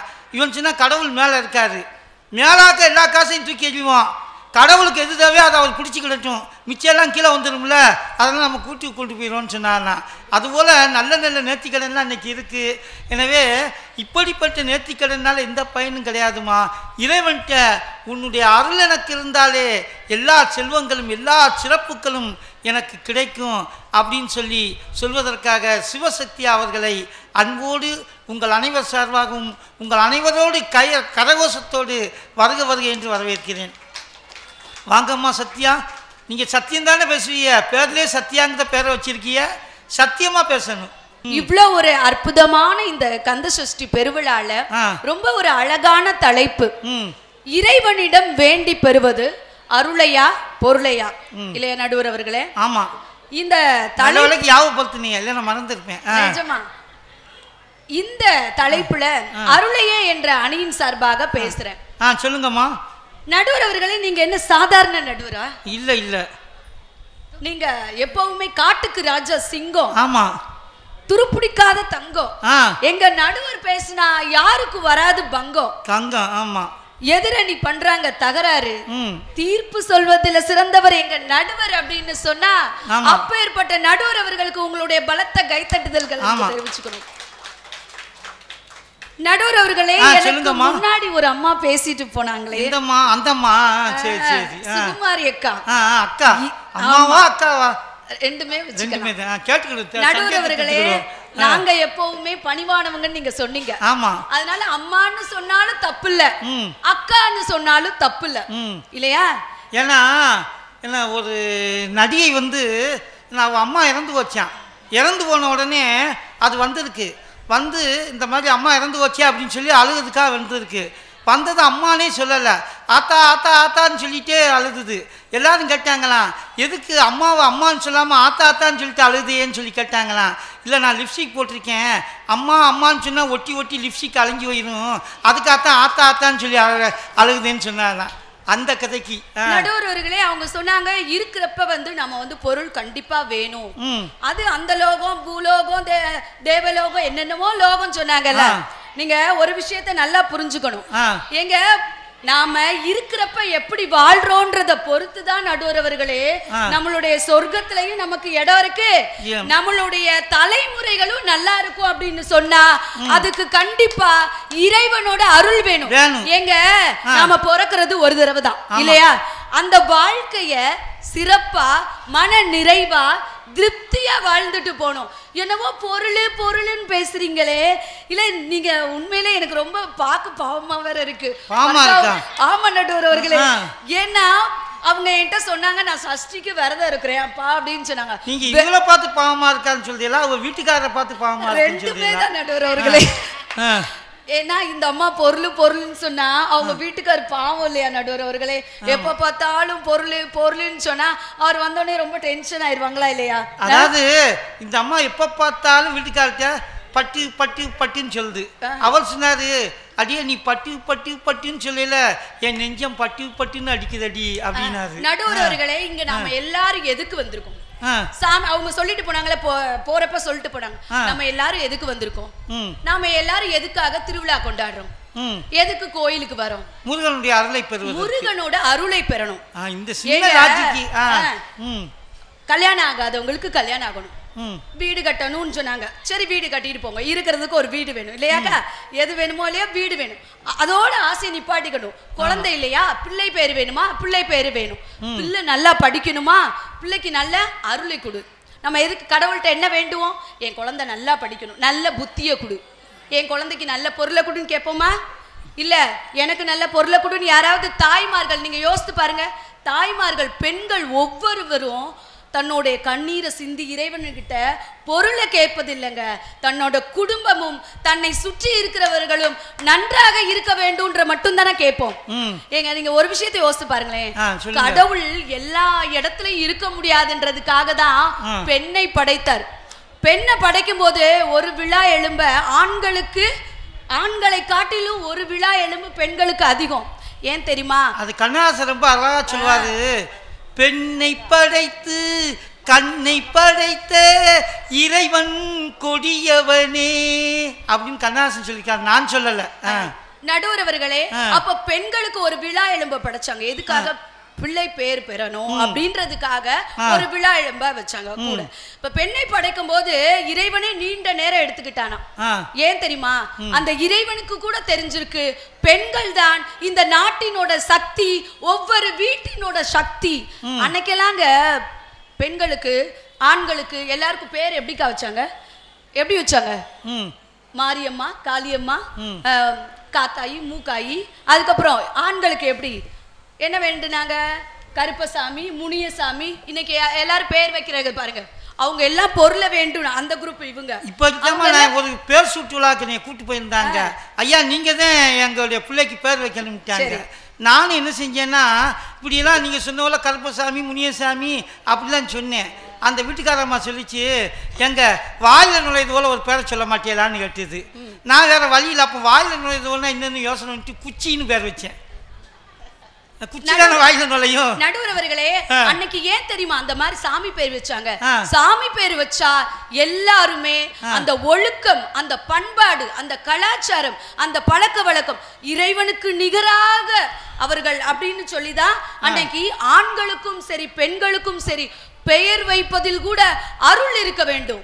அப்ப அந்த அருள் தானாவே கிடைச்சிரும். நடுவர், அது எல்லாத்துக்கும் மேலமா நம்ம மரண தருவாயில் இருக்கல கூட அந்த சாமி பேரை சொல்லி கூப்பிடுறப்போ அந்த பகவானே கூப்பிட்டது போல ஒரு எண்ணம் வந்து அந்த பகவான் நாமத்தை சொன்னதுக்குரிய புண்ணியம் கிடைக்கிறதுக்காக அந்த பேர் வச்சாங்க. நடுவர்களே, இந்த பொருள்னு பத்தி பேசுறாங்கல்ல, இவங்களுக்கு எல்லாம் பிரச்சனை இல்லைன்னா கடவுளை தேடியே வரமாட்டாங்க. இவங்க எல்லாம் எப்படி பேட்டவங்க தெரியுமா? வாழ்க்கை ஒரு வட்டங்க. எப்படி தெரியுமா?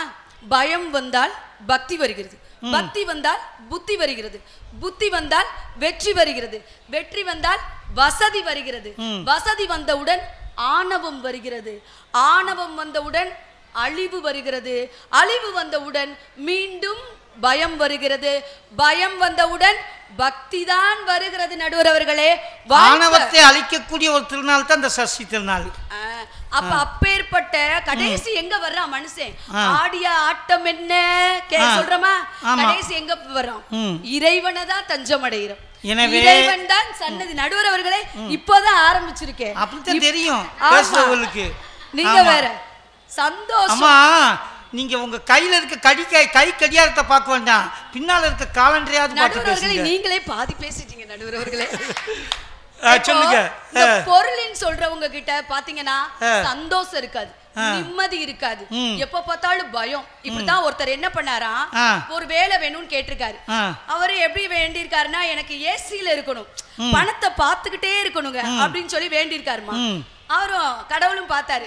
சரி, நீ இப்படியா கேக்குற, சரி போ, நீ நினைச்ச மாதிரியே உனக்கு ஒரு வேலை அமையட்டும் அப்படின்னு சொல்லிட்டு ஏடிஎம் இருக்கு இல்லையா, அதுக்குள்ள ஒரு வேலை அப்படின்னு சொல்லி கொடுத்துட்டாராம். இவரு உட்கார்ந்துருக்காரு, ஏசி வேற. நடுவர் அவர்களே, நல்ல பண போட்டி. இவருக்கு நைட் எல்லாம் தூக்கமே இல்லை. எப்படி தூக்கம் வரும்? எப்படி தூக்கம் வரும்? பணத்தை எவனா சுருட்டிட்டு போயிருவானோ, இவர் தானே பொறுப்பேற்றுக்கணும். அப்ப பாருங்க, பணம் இருந்தா, பணம் நிறைய கேமரா கூட ஒர்க் ஆகாது. அந்த அளவுக்கு பணம் எப்பவுமே பணம் என்பது தேவைதான், ஆமா. நாங்க இல்லைன்னே சொல்லல. சொல்லல. ஆனால் அந்த பணத்தை காட்டிலும் இறைவனோட அருள் இருந்தாதான் பணமே வரும் இல்லையா? நடுவர் அவர்களே, உங்களுக்கும் இப்போ ஒரே ஒரு விஷயம் சொல்றேன். சொல்லுங்கம்மா. இறைவன் கிட்ட நம்ம வந்திருக்கோம்ல, சாதாரணமா நம்ம என்ன சொல்லுவோம்? இப்ப நம்மள எடுத்துக்கோங்களேன், என்ன சொல்லுவோம்? உடல் அப்படின்னு சொல்லுவோம். யாராவது உங்க உடல்நிலை எப்படி இருக்கு அப்படின்னு கேட்போம். அப்ப நம்ம இறைவனை தேடி வர்றோம். இறைவனோட மேனியை பார்த்தோன்னே என்ன சொல்றோம்? இறைவனோட திருமேனி அப்படின்னு சொல்றோம். இறைவனோட கரங்கள்ல இருந்து பெற்றிருக்கோம். எப்படி சொல்றோம்? இறைவனோட திருக்கரங்கள்ல இருந்து பெற்றிருக்கோம். இறைவனோட அருள் திருவருள் கிடைச்சிருக்குன்னு சொல்றோம். அப்போ எல்லா இடங்களிலும் இந்த திரு என்ற அடையாளம் எதை தெரியுமா குறிக்கிறது? இறைவனோட பக்தியையும் இறையோட அருளையும் குறிக்கிறதுங்க. அதனாலதான் திருவாசகம் அவ்வளவு பெயர் பெற்றது, திருப்புகழ் அவ்வளவு பெயர் பெற்றது. மாணிக்க வாசகரா இருக்கட்டும், திருஞான சம்பந்தரா இருக்கட்டும், ஒவ்வொருத்தரும் தன்னுடைய இறைவனை பற்றி தான் பாடல்கள் எழுதியிருக்காங்க இல்லையா? பொருளை பத்தி யாரும் அவ்வளவா குறிப்பிட்டதே கிடையாது. 63 நாயன்மார்களும் தன்னுடைய எதை வேண்டுனாங்க? இறைவனர்களே வாழ்க்கை பொருளாக ஆக்கணும். 63 நாயன்மார்களும் அதற்கு இறைவனுடைய அருள் வேண்டும். கண்ணப்ப நாயனார்ல தன்னுடைய கண்ணையே கொடுத்தார். ஆமா, இறைவனுக்காக தன்னுடைய கண்ணையே கொடுத்தார். அப்புறம் இறைவன் பார்த்தார். அப்போ இறைவன் மீது பக்தி கொண்டால் இறைவனே, அததான் சொல்லுவாங்க, அழகா சொல்லுவாங்க. இறைவன் நான் சொன்னேன் இல்லையா, பெண்ணை படைச்சாருன்னு.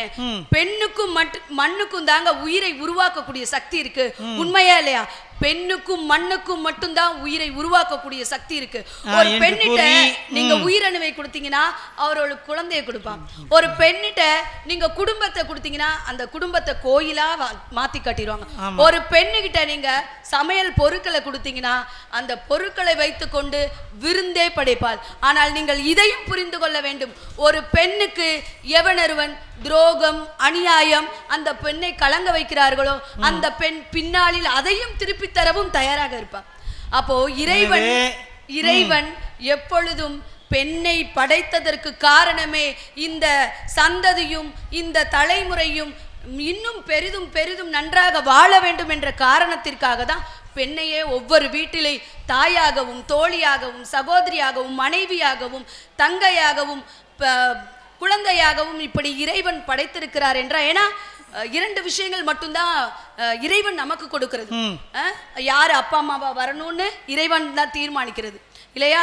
மத்த நமக்கு பிள்ளையா பிறக்கிறதுங்கிறது இறைவன் தான் தீர்மானிக்கிறது. நடுவர் அவர்களே, மித்த எல்லாவற்றையுமே இவங்க சொன்ன மாதிரி பொருள் எல்லார் இடத்துலயும் இருக்காங்க. சொல்லுங்க, இவங்க சொன்னாங்கல்ல, ஏன் நீங்க அங்க இருந்து எப்படி வரணும்? பஸ்ல வரணும்னு சொன்னாங்களே, ஏன் கால்நடையா நடந்து வரக்கூடாதா? பஸ் ஆட்டோல தான் வரணும். கால் இறைவன் எதற்கு கால் கொடுத்தார்? இறைவன் எதற்கு கை கொடுத்தார்? நீங்க அப்படியே பறந்துட்டே போங்க, மிதந்துகிட்டே போங்க, ஊர்த்துக்கிட்டே போங்க. ஏங்க இறைவன் அழகா கண்ணு காது மூக்குன்னு இந்த மானுட பிறவியவே ரொம்ப அழகா படைச்சு அற்புதமா படைச்சிருக்காருன்னா, அப்ப இறைவனோட அருள் தான் என்றென்றைக்கும் சிறந்தது. அதுதான் உங்களை வழி நடத்தும் என்று கூறி நல்ல வாய்ப்பிற்கு நன்றி பாராட்டி விடைபெறுகிறேன். நன்றி. ரொம்ப அற்புதமா இறைவனுடைய அருளை பற்றி சொல்லி இருக்கிறார்கள். அதாவது ஒருத்தர் கோயிலில் போய் சாமிகிட்ட முருகன்கிட்ட பூங்கா முருகன்கிட்ட வேண்டியிருக்காரு. வேண்டின உடனே அந்த முருகன்கிட்ட போய் என்ன இருக்காருன்னா, ஐயா நான் வேலை வெட்டி இல்லாமல் இருக்கேன், அதனால் எனக்கு நல்ல ஒரு அரசாங்க வேலை பச்சை மயில கையெழுத்து போடுற வேலை வேணும். அப்படியே அந்த வேலையை கொடுத்த உடனே எனக்கு என்னென்னா அழகான ஒரு மனைவி, அவளை என்னென்ன பச்சை மயில கையெழுத்து போடக்கூடிய மனைவியாக வேணும். அதே போல் எங்கள் 2 பேர்த்துக்கு ஒரு அழகான 2 குழந்தைகள் பிறக்கணும். அந்த 2 குழந்தையும் நல்லா படித்து உயர்ந்து அது மிகப்பெரிய அளவில் ஐடி கம்பெனியில் வேலை பார்த்து மாதம் 5-5 லட்சம் ரூபா சம்பளம் வாங்கிறதுக்குரிய இதாக இருக்கணும். அதுகளுக்கு கல்யாணம் முடியணும். கல்யாணம் முடிஞ்சு அந்த பொம்பளை பிள்ளைகளும் பல லட்சங்கள் எனக்கு கையில் வருமானம் வரக்கூடிய அளவுக்கு பொம்பளை பிள்ளைய கல்யாணம் முடிச்சு வைக்கணும். முடிச்சு வச்சு அதுகளுக்கு பேரம்பேத்தி விதைக்கணும். அந்த பேரம்பேத்தியோட அந்த பேரம்பேத்தியுடைய கல்யாணத்தை நான் பார்த்துக்கிட்டு அதுக்கு பிறகு நீ விருப்பப்பட்டா 100 வயசுக்கு மேலே எவ்வளோ வருஷம் கொடுக்கையோ கொடுப்பான்னு சொல்லி முருகன்கிட்ட வேணாரான். முருகப்பெருமான் கோயிலை விட்டே ஓடி போயிட்டாரான். ஏன்னா இப்படிப்பட்ட ஒரு பேராசையோடு வந்தோன்னு சொன்னால் அந்த இறைவனுடைய அருள் நமக்கு கிடைக்காது. எனவே இறைவனுடைய அருளை பெறுவதற்கு நமக்கு அந்த பக்தி, உண்மையான பக்தி வேண்டும் என்பதை பல உதாரணங்களோடு, அந்த பெண்கள் தான் சக்தியின் அம்சம் அப்படின்லாம் சொல்லியிருக்காங்க. அதாவது ஒரு ராஜா வந்து என்ன செஞ்சாரா, யாரெல்லாம் பொண்டாட்டி பயப்படாதவனா இருக்கானோ அவெல்லாம் இந்த சைடு வாடா, பொண்டாட்டி பயப்படுறதுனால அங்கிட்டு கோட்டி பக்கம் நின்றுக்கோடா அப்படின்ட்டாரு. ஏன்னா எல்லாரும் வந்துட்டாங்க, ஒரே ஒருத்தர் மட்டும் ஆண் சிங்கம் வரல. உன்னை ராஜா கூப்பிட்டாரான், பரவாயில்லடா கெட்டிக்காரன், நீ ஒருத்தனாவது பொண்டாட்டிக்கு பயப்படாமல் இருக்கியடா, உன்னை நான் பாராட்டேன்டா, பரவாயில்லடான்னு சொன்னாரான். அதுக்கு அவன் சொன்னானா, இல்லைங்க ராஜா, என் பொண்டாட்டி சொல்லி விட்டுருக்கா, எங்கிட்டாச்சும் கூட்டம் கும்பலாக இருந்தால் அங்கனுக்குள்ளே போகாத, தனிச்சிருன்னு சொல்லியிருக்கா, அதன் தனிச்சு நின்னுன்னு சொன்னானா. அதுபோல் என்ன பெண்கள் ஒரு சக்தியின் அம்சம், எல்லாத்தையும் அவர்கள் தான் தீர்மானிக்கிறார்கள் என்கின்ற அந்த செய்தியெல்லாம் சொன்னாங்க. இதுக்கு பதில் சொல்லணும், ஏமா எல்லாம் இருக்கட்டுமா, இந்த திருன்னு சொன்னீங்களே, அந்த திருவுக்கு அர்த்தமே திருமகள், லட்சுமி, மகாலட்சுமி. நம்மளாம் என்ன செய்தோம், குபேர பூசையை கரெக்டாக செஞ்சுருந்தோம், அதே போல் வரலட்சுமி நோம்ப கரெக்டாக செய்தோம். இதெல்லாம் எதுக்குமா அப்படிங்கிறதெல்லாம் நீங்கள் புரிஞ்சுக்கணும். அப்படிங்கிறது பொருளுக்காகத்தானே, உங்கள் அருளுக்காகவா அப்படின்னு அவங்க சொல்லுவாங்கன்னு நான் நினைக்கேன். அவங்க என்ன சொல்ல போகிறாங்களோ. எனவே அருளை காட்டினும் பொருளே இந்த உலகத்திலே வாழ்வதற்கு தேவையானது என்று சொல்வதற்காக நம்முடைய பாலமந்திரம் பள்ளியினுடைய மூத்த தமிழாசிரியை திருமதி இந்திராதேவி அம்மா அவர்களை பேச வரும்படி அன்போடு அழைக்கின்றேன். ஐயா, அருமையான தலைப்பை தான் கொடுத்துருக்காங்க. அந்த காலத்துல அருளுங்கய்யா, இந்த காலத்துல பொருளுங்கய்யா. விவரம் தெரியாம பேசக்கூடாது. அருள்னு ரொம்ப அருளை வாங்கிட்டு அம்மாவும் சத்யா வந்து உட்கார்ந்து இருக்காங்க. அருள் போதுமாமா, இன்னும் வேணுமா? இன்னும் கொஞ்சம் ரெடியா தான் இருக்காரு முருகப்பெருமான். ஆனா நீங்க தான் என்ன செய்யணும், சக்தி வேணும். அதாவது இருக்கிற விழாக்கள்லயே கந்த சஷ்டி விழா தான் ரொம்ப கடுமையான விரதம். அந்த விரதத்தை உண்மையிலேயே இந்த கோயில்ல தங்கி இருக்கக்கூடிய ஒரே விரதம் அப்படின்னா அது கந்த சஷ்டி விரதம் தான். சஷ்டி கவசம் கோயிலுக்குள்ள வந்த பிறகு மனம் என்ன செய்யுது அப்படின்னா, உண்மையை தான் சொல்லணும். புதுசா செருப்பு வாங்கி இருப்பாங்க, கலட்டி போட்டுட்டு உள்ள வந்து கோயிலுக்குள்ள கும்பிடும் போது யாருக்குமே அந்த செருப்பு ஞாபகம் வரலைன்னா சொல்லுங்க பாப்போம். வெளியே போகும்போது அந்த செருப்பு இருக்குமா இல்ல தொலைச்சு போகுமா அப்படின்ற மனசு இருக்கு. உண்மையா இல்லையா? கண்டிப்பா இருக்கும். புதுசா நேத்தானே வாங்கினேன், கிடக்குமோ யாரும் தூக்கிட்டு போயிருவாங்கல்ல கோட்டத்துல அப்படின்னு இருக்கும். ஐயாவுக்கு அந்த நிலைமை இருக்கும். அதாவது பொருளை கொடுத்தாதாங்க அருளை வாங்க முடியும். பொருள் இல்லாம ஒண்ணுமே கிடையாது. இப்ப போய் கடையில போய் அந்த கடையில போய் நீங்க தேங்காய் பழத்தட்டு வாங்கிருங்க பாப்போம், எப்படி கொடுப்பாங்க? கொடுக்கவே மாட்டாங்க. காசை கொடுத்தாதான், காசே தான் கடவுளடா, காசு இல்லைன்னா ஒண்ணுமே இல்ல. நீங்க என்னமோ பேசுறீங்க, அதான் இறந்ததுக்கு அப்புறம் சொர்க்கம், அதை அப்புறம் பாத்துக்கலாம். ஐயா, இருக்கிற வரைக்கும் சோத்துக்கு வழி வேணும்ல. அதுக்கு முருகப்பெருமாட்ட என்ன செய்யறாங்க, கேக்குறாங்க ஒவ்வொருத்தருங்க அவங்க மைண்ட் வாய்ஸ்ல கேக்குறாங்க. முருகன் என்ன கேக்குறாங்கன்னு உங்களுக்கு தெரியுமா? நீங்க என்னெல்லாம் மைண்ட் வாய்ஸ்ல வச்சிருக்கீங்களோ அத்தனை இந்த அம்மாவுக்கு தெரியும். அப்படிலாம் நாங்க நினைச்சிட்டு இருக்கோங்கய்யா. எல்லாம் கேட்டுதாங்கய்யா வாங்குறாங்க. ஆனா முருகப்பெருமான் எல்லாருக்குமே கொடுப்பாருங்கய்யா. ஐயா, நீங்க நடுவர் ஐயா, ரொம்ப தராசு தட்டு மாதிரி. தராசு என்னங்கய்யா செய்யும், முள்ளு சரியா நிக்கும். ஒரு தட்டுல அந்த 2 பேரை உட்கார வச்சு, அருள் உட்கார வச்சு, அடுத்த தட்டுல ஒரு 50,000 பணத்தையும் வச்சு நடுவர் ஐயாட்ட கொடுத்தா, ஐயா வந்து எனக்கு அருளே போதும், எனக்கு 50,000 வேணாம் அப்படின்னு சொல்லிருவீங்களா? நீங்க பதில் சொல்லுங்க பாப்போம், என்ன வேணும் உங்களுக்கு? அருள் அப்புறம் பாத்துக்கலாமா, எனக்கு 50,000 முதல்ல கொடுமா, யாராவது எடுத்து தூக்கிட்டு போயிட்டா என்ன பண்றதுன்னு சொல்லிட்டு ஒரே ஒரு குறுக்கீடுக்கு மன்னிக்கணும். சொல்லுங்க. பாமாவுக்கு ருக்மணிக்கு ஒரு போட்டி நடந்துதான், இறைவனுக்கு யார் வந்து அளவுக்கு அதிகமான பொருளை கொடுக்குதுன்னு. பாமா அம்மா என்ன செஞ்சாங்களாம், பொண்ணு பொருள் பட்டு பீதாம்பரம் எல்லாம் ஒரு தட்டில் வைக்காங்க, பகவானை ஒரு தராசு தட்டில் வைக்காங்க. ஆனால் என்னெல்லாம் வச்சாலும் பகவான் இருக்கக்கூடிய தட்டு தான் கீழே போச்சான். ஆனால் ருக்மணி அம்மா என்ன செய்தாங்களாம், பகவானுடைய நாமத்தை சொன்ன ஓம் நமோ நாராயணாய நமக என்று சொல்லப்பட்ட ஒரு துளசியை வைக்காங்களாம். ஆனால் பகவானும் அந்த நாமம் சொல்லப்பட்ட துளசி இருக்கக்கூடிய தட்டும் சமமாக இருந்ததாம்மா. அடுத்ததாங்க அம்மா இதுக்கு வரேன். வாழ்க்கைக்கு பொருள் வேணும், அம்மாவே எங்களுக்கு பாயிண்ட் எல்லாம் நல்லா எடுத்து கொடுத்துட்டாங்க. அதாவது ஐயாவே சொன்னாங்க, வரும்போது நான் டிக்கெட் எடுக்காம, நான் பெரிய நடுவரு, இது பக்திமான் அப்படின்னு சொன்னா டிக்கெட் எடுக்காம ஏத்திடுவாங்களா யாராவது? முதல்ல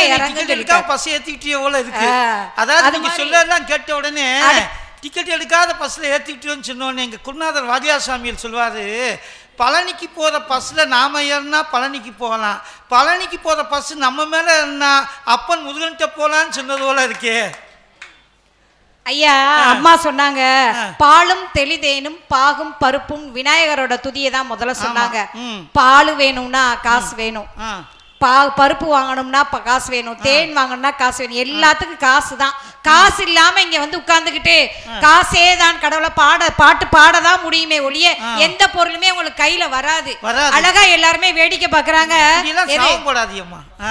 சந்தன அலங்காரம் எல்லாம் பண்றாங்க, முருகனுக்கு சந்தன அலங்காரம் பண்றாங்க, பாலாபிஷேகம் பண்றாங்க. அதெல்லாம் நிறைய பேர் செய்ய முடியாதவங்க எல்லாம் என்ன செய்யறாங்க, ஏங்கி பாக்குறாங்க. முருகா எனக்கும் பொருளை கொடுத்தீனா கண்டிப்பா நான் உனக்கு செய்வேன் சொல்றாங்க. உங்களுக்கு என்ன செய்ய, ஒரு ஆள் பாலாபிஷேகம் பண்ண மாட்டேனா, ஒரு சந்தன அலங்காரம் பண்ணி பார்க்க மாட்டேனா அப்படின்னு கேக்குறாங்க. உங்கள்கிட்ட கடையில கோயில்ல முருகன் சாமி வந்து ஆட மட்டும்தான் இல்ல, எல்லா கோயிலையும் சாமி வந்து ஆடுவாங்க.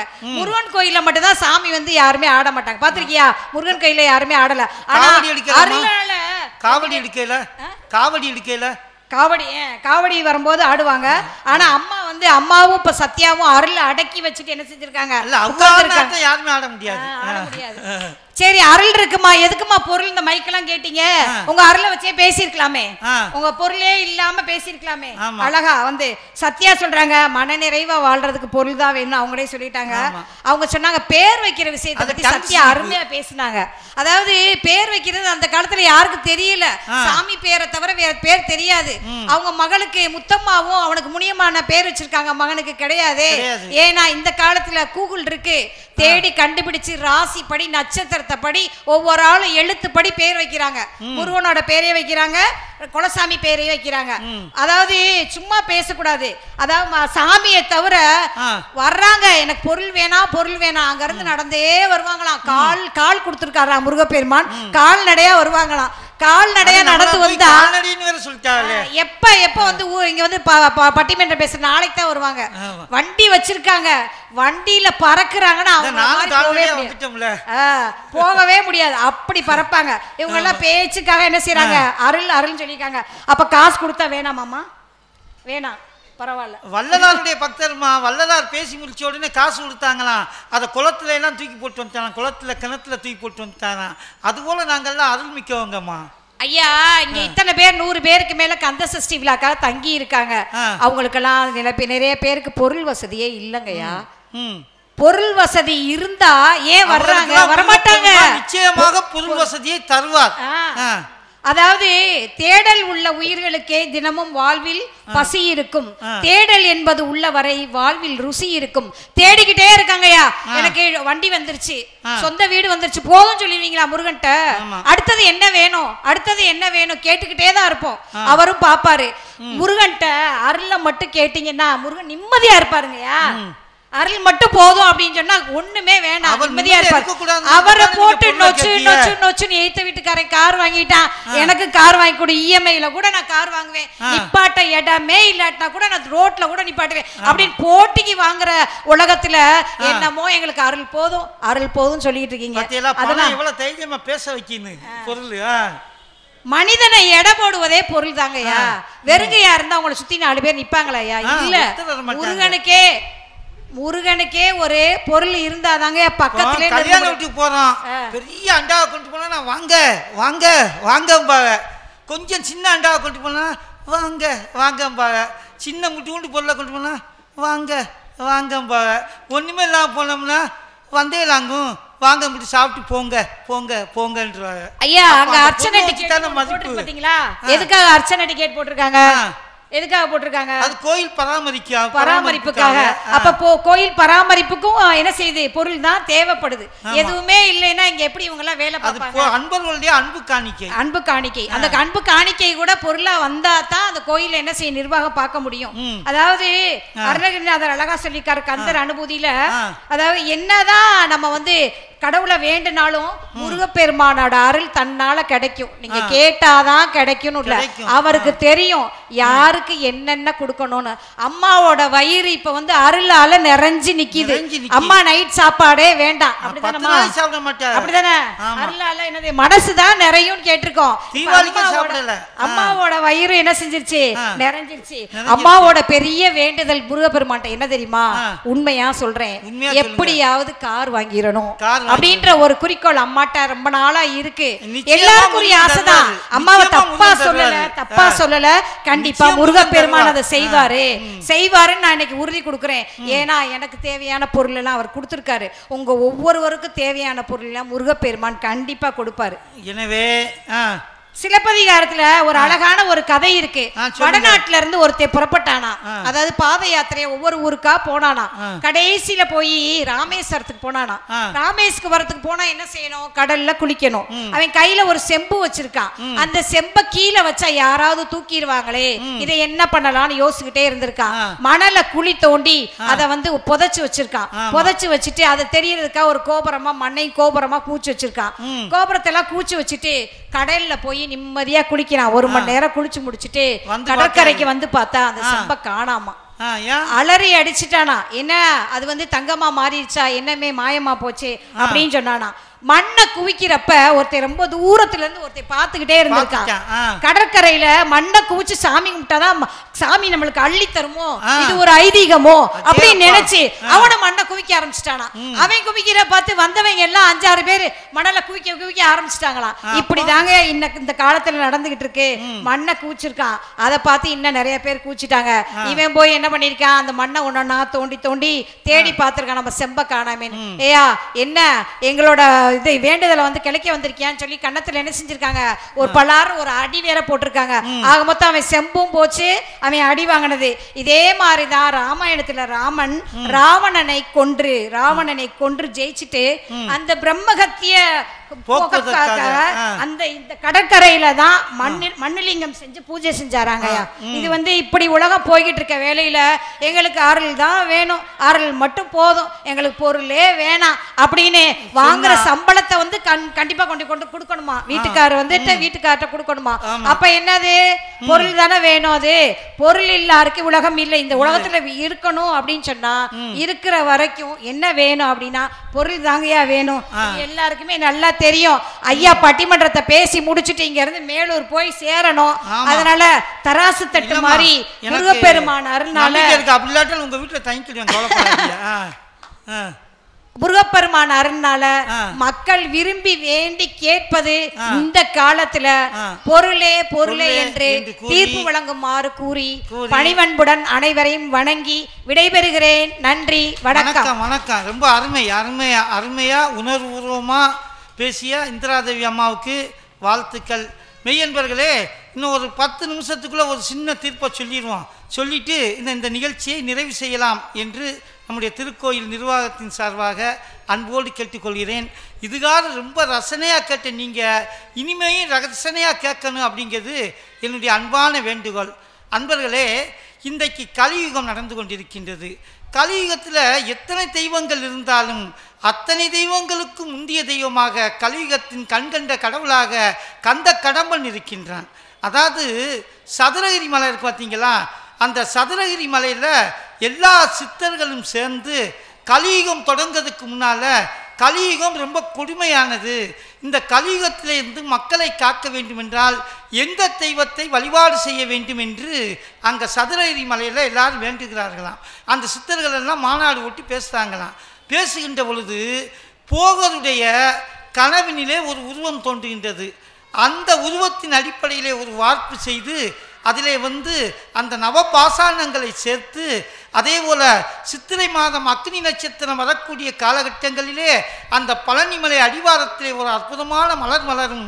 அந்த மலரிலே இருக்கக்கூடிய சாரினை சேர்க்கின்ற பொழுது ஒரு வடிவம் கிடைக்கும். அந்த வடிவம்தான் இந்த கலியுகத்தை காக்கும் என்று சொல்கிறார்களாம். அதன்படி அமைக்கப்பட்ட அந்த நவபாசான சிலைதான் பழனியிலே இருக்கக்கூடிய அந்த பால தண்டாயுதபாணியுடைய சிலை என்பதை நாம் மனதிலே கொள்ளணும். ஏன்னா கலியுகத்திலே நம்முடைய துன்பம் நீங்க வேண்டும் என்று சொன்னால் எல்லாம் வல்ல முருகப்பெருமானை நாம் வழிபாடு செய்ய வேண்டும். அந்த முருகனுடைய அருள் இருந்தால்தான் இந்த உலகத்திலே நாம் அனைத்து காரியங்களையும் நாம் செய்ய முடியும். மெய்யன்பர்களே, இந்த நேரத்தில் ஒரு செய்தியை சொல்லுகின்றேன். அருணகிரிநாத சுவாமிகள் கந்தர் அலங்காரத்திலே ரொம்ப அற்புதமாக சொல்வார். திருப்புகளிலே பல இடங்களிலே அவர் பொருளை வேண்டி பாடியிருக்கிறார். சில திருப்புகழ் பாடல்களை பாடுகின்ற பொழுது நமக்கு செல்வம் சேரும் என்று நம்ம பல இணையதளங்களெல்லாம் பார்க்கின்றோம். ஆனால் திருப்புகழ் பாடலை பாட பாட நம்முடைய வாழ்க்கையிலே எல்லா நலன்களும் எல்லா செல்வங்களும் சேரும். இன்றைக்கு கலியுகம் அது மட்டும் கிடையாது. இன்றைக்கு வாழ வேண்டும் என்று சொன்னால் பொருள் சார்ந்த உலகமாக இருக்கின்றது. பொருளே இந்த உலகத்தின் ஆதாரமாக இருப்பதனால அதற்கு பொருளாதாரம் என்கின்ற பெயரும் வந்திருக்கின்றது. நான் முதலிலே சொன்னது போல வாழ்க்கை இந்த உலகத்திலே வாழ வேண்டும் என்று சொன்னால் பொருள் தேவை. பொருள் இல்லாருக்கு இவ்வுலகம் இல்லை, அருள் இல்லாருக்கு அவ்வுலகம் இல்லையாங்கு அப்படின்னு வள்ளுவர் பெருந்தகை தமிழ் மறை தந்த வள்ளுவர் சொல்றாரு. ஆனால் இந்த உலகத்திலே வாழக்கூடிய மக்கள் எந்த காரியத்தை செய்ய வேண்டும் என்று சொன்னாலும் அந்த பொருள் அவர்களுக்கு நிச்சயமாக தேவைப்படுகிறது. குழந்தையை படிக்க வைக்கணும்னா கூட அவர்களுக்கு பொருள் தேவைப்படுகிறது. இப்படித்தான் ஒருத்தர் என்ன செஞ்சான்னா, எங்கள் பக்கத்து வீட்டில் ஒருத்தர் என்ன செஞ்சான்னா தன்னுடைய மகனை அடின்னு அடிச்சிட்டு இருந்தார். அப்போ அதுக்கு பக்கத்து வீட்டுக்காரர் தச்சையெல்லாம் வராரு. எங்கள் பையனை போட்டு இந்த அடி அடிக்கல, எதுக்கு அடிக்கேன்னு சொல்லி கேட்டார். இல்லை, நான் அவனுக்கு வருஷத்துக்கு 1 லட்ச ரூபா ஃபீஸ் எடுத்துனேன், வண்டிக்கு ஒரு 30,000 ரூபா கொடுக்கேன், வருஷத்துக்கு 1.5 லட்ச ரூபா நான் செலவு பண்ணிகிட்டு இருக்கேன். ஆனால் சன்னுக்கு 3க்கு என்னடா வித்தியாசம் தெரிஞ்சால் சொல்ல மாட்டாங்கன்னு சொல்லி அடிச்சுட்டே இருந்தாரான். அந்த ஆள் சொன்னாரே, நிறுத்தியா, அவனுக்கு கூட சன்னுக்கும் 3க்கும் இந்த வித்தியாசம் தெரியல, உனக்கு ஓன் வீட்டு பையன் எது பக்கத்து வீட்டு பையன் எதுன்னு தெரியாமல் அடிச்சிட்டு இருக்கேன்னாரான். அப்போ இந்த பொருளை தேடுவதற்கு மனிதர்கள் ஓடி ஓடி அழைக்கிறார்கள். கண்ணதாசன் தான் சொல்லுவார், அவன் ஓடி ஓடி, அதாவது ஒரு ராஜா கூப்பிட்டான், ஒருத்தனை கூப்பிட்டு இங்கே வாடா, நீ எவ்வளோ தூரம் ஓடினாயோ ஓடிட்டு வா, ஆனால் எவ்வளோ தூரம் ஓடுதே அந்த இடம் பூரா உனக்குத்தேன்னு சொன்னாங்களாம். ஓடிட்டே இருந்தானா, இன்னும் கொஞ்சம் தூரம் ஓடினா இன்னும் இடம் கிடைக்குமேன்னு ஓடினானா, கடைசி அவன் மரணத்து நிலையைத்தான் தொட்டானா. அப்போ வாழ்க்கையில் ஓடி ஓடி நாம் பொருளை தண்ட வேண்டும் என்று நினைத்தாலும் கூட அது என்ன செய்யும், நம்முடைய வாழ்க்கையுடைய முடிவுக்கு அது போயிடும். ஆனால் இன்னைக்கு அந்த பொருள் இல்லைன்னா நம்ம வாழ்க்கை வாழ்வதற்கு நிச்சயமாக பொருள் தேவை. இவங்க 2 பேரும் சொன்னாங்க, உங்கள் அருளை வச்சுட்டு என்ன செய்ய முடியும், கோயிலில் சாமி தரிசனம் பண்ணணுன்னா கூட நிச்சயமாக பொருள் வேணும். அதாவது நம்ம தர்ம தரிசனத்தில் நின்று சாமி கும்பிடுறோம்னா நம்ம நின்றுட்டே இருக்க வேண்டியதான் 2 நாளைக்கு. இதே இது ஒரு 100 ரூபா டிக்கெட்டு கொடுத்து போனோம்னா ஒரு 4 மணி நேரத்தில் போகலாம். இதே இது 1000 ரூபா டிக்கெட்டு கொடுத்தோம்னா 1 மணி நேரத்தில் போகலாம்.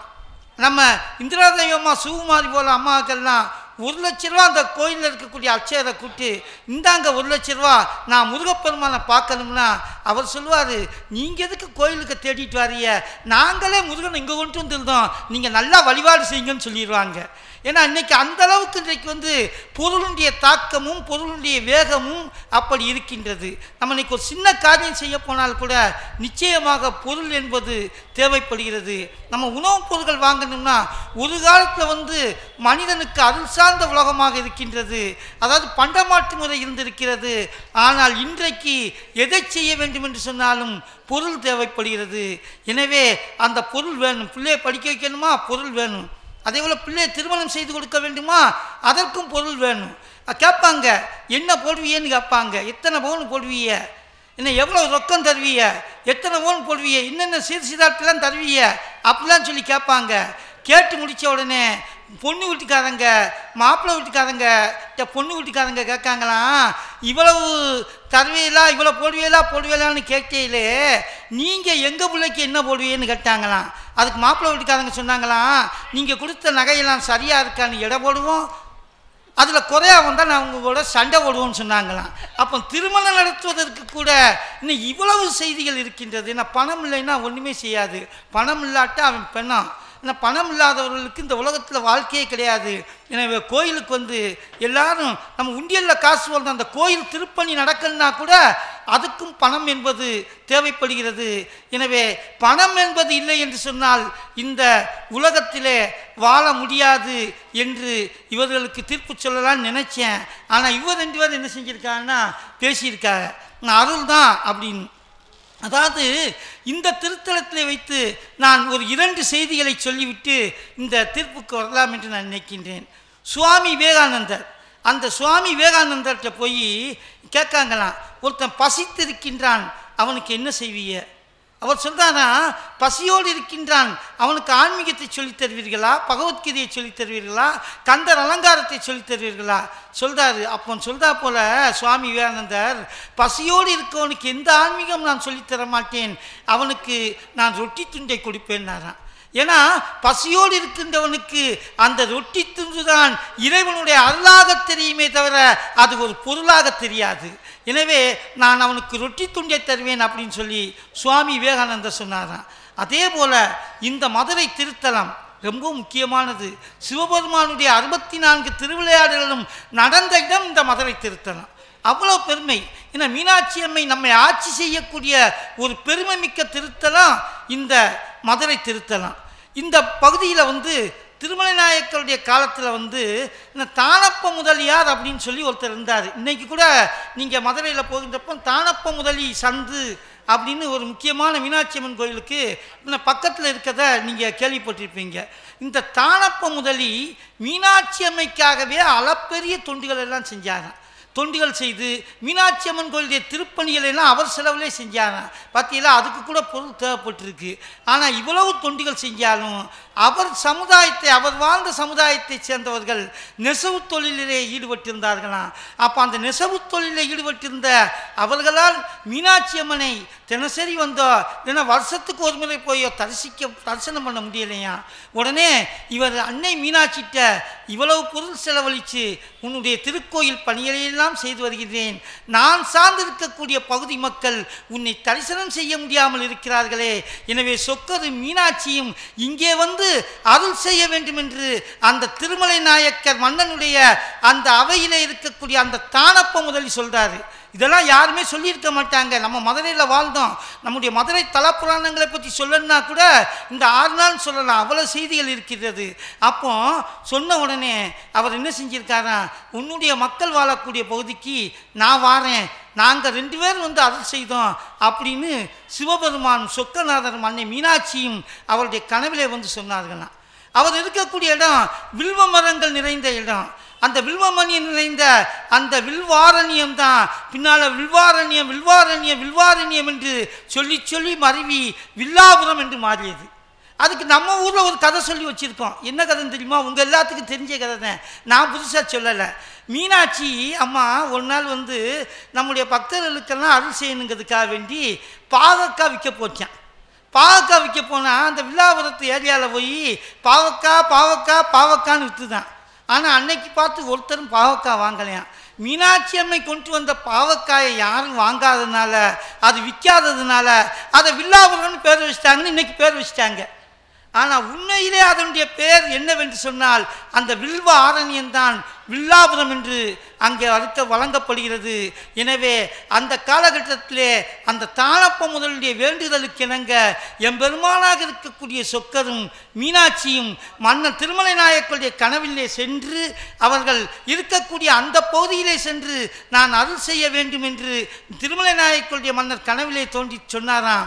அதிலிருந்து சித்திரை திருவிழாவிலே ஒரு நாள் அந்த வில்லாபுரத்தில் இருக்கக்கூடிய அந்த பகுதி மக்களுக்கும் காட்சியளிக்கக்கூடியதாக இருக்கிறார்கள் என்று சொன்னால் அது தானப்ப முதலி செய்த திருப்பணிக்கு செய்த பொருள் மட்டும் கிடையாது, அவர் இறைவன் மீது வைத்திருந்த பக்திக்கு கிடைத்த அருள் என்பதை நாம் மனதில் வைக்கணும்.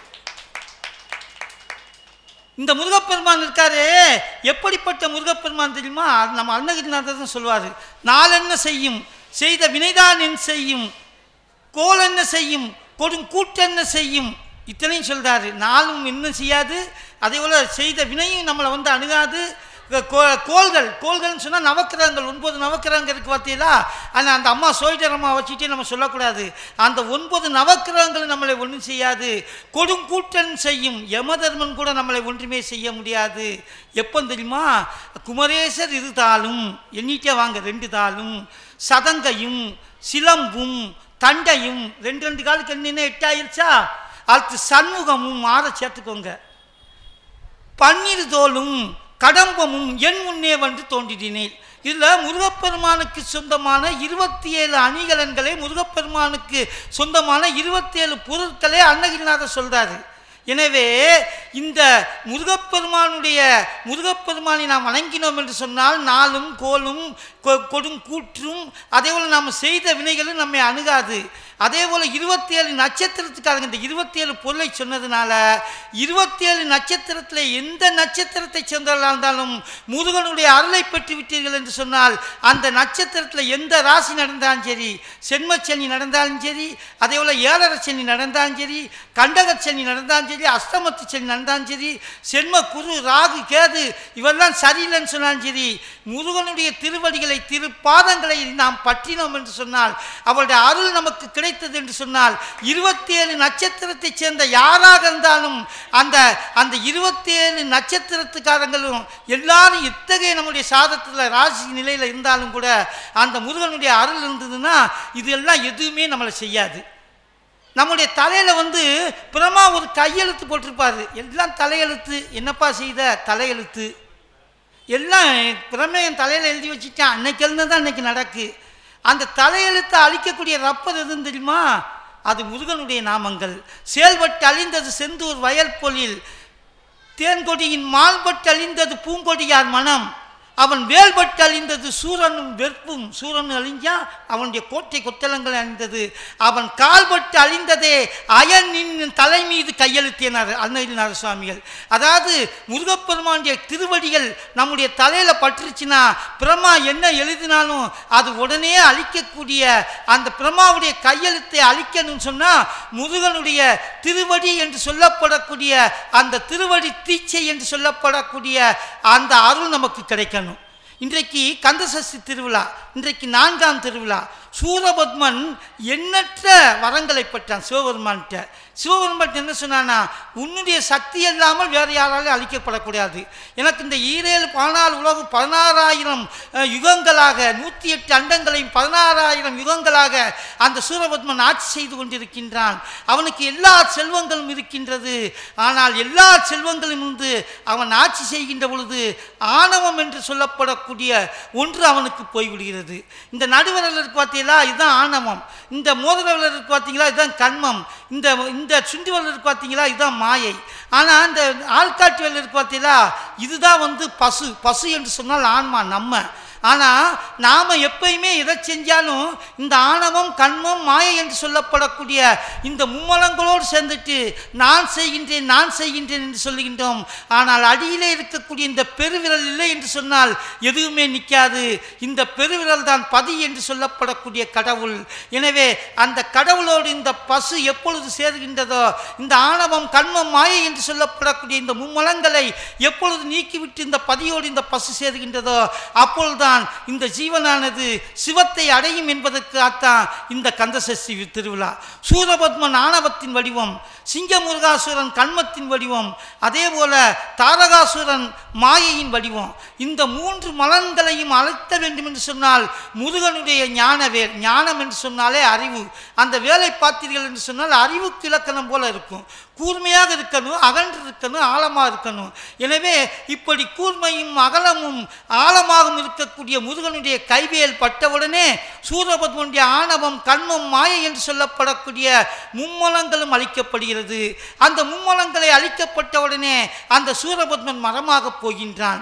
முருகப்பெருமான் பழனியிலே இருக்கக்கூடிய முருகப்பெருமான் எல்லா செல்வங்களையும் பெற்றிருக்கிறார். அங்கே தான் போய் நம்ம வழிபாடு செஞ்சோம்னா வீடு நிலம் எல்லாம் வாங்கலாம். அந்த ஊருக்கு திரு ஆவினங்குடினே பேரு. திருனா மகாலட்சுமி, ஆனா பசு, இனன்னா சூரியன், கூனா பூமாதேவி, டீனா அக்னி தேவன். இந்த 5 பேர் வழிபட்ட இடம் திருவாவினங்குடி. அங்கே செல்வம் கொளிக்கும். நம்ம வீடு நிலம் வாங்கணும்னு சொன்னால் பழனியில் இருக்கக்கூடிய முருகப்பெருமானை வழிபாடு செய்துவிட்டு வந்தோம்னு சொன்னால் ஆனால் நமக்கு எல்லா செல்வங்களும் சகல சௌக்கியமும் நமக்கு கிடைக்கும். ஆனால் அந்த முருகனுடைய கையில் என்ன இருக்குது? தண்டாயுதம் இருக்குது. ஏன் அவன் தண்டாயுதம் வச்சிருக்காரு? தங்கத்தில் வச்சிருக்கலாம், வெள்ளியில் வச்சிருக்கலாம். ஏன் மரத்தினால் வச்சிருக்காரு? மரத்துக்கு தான் சலனமற்ற தன்மை உண்டு. எனவே நம்முடைய மனமானது எப்பொழுது சலனமற்ற தன்மைக்கு வருகின்றதோ அப்பொழுதுதான் இறைவனுடைய அருள் கிடைக்கும்.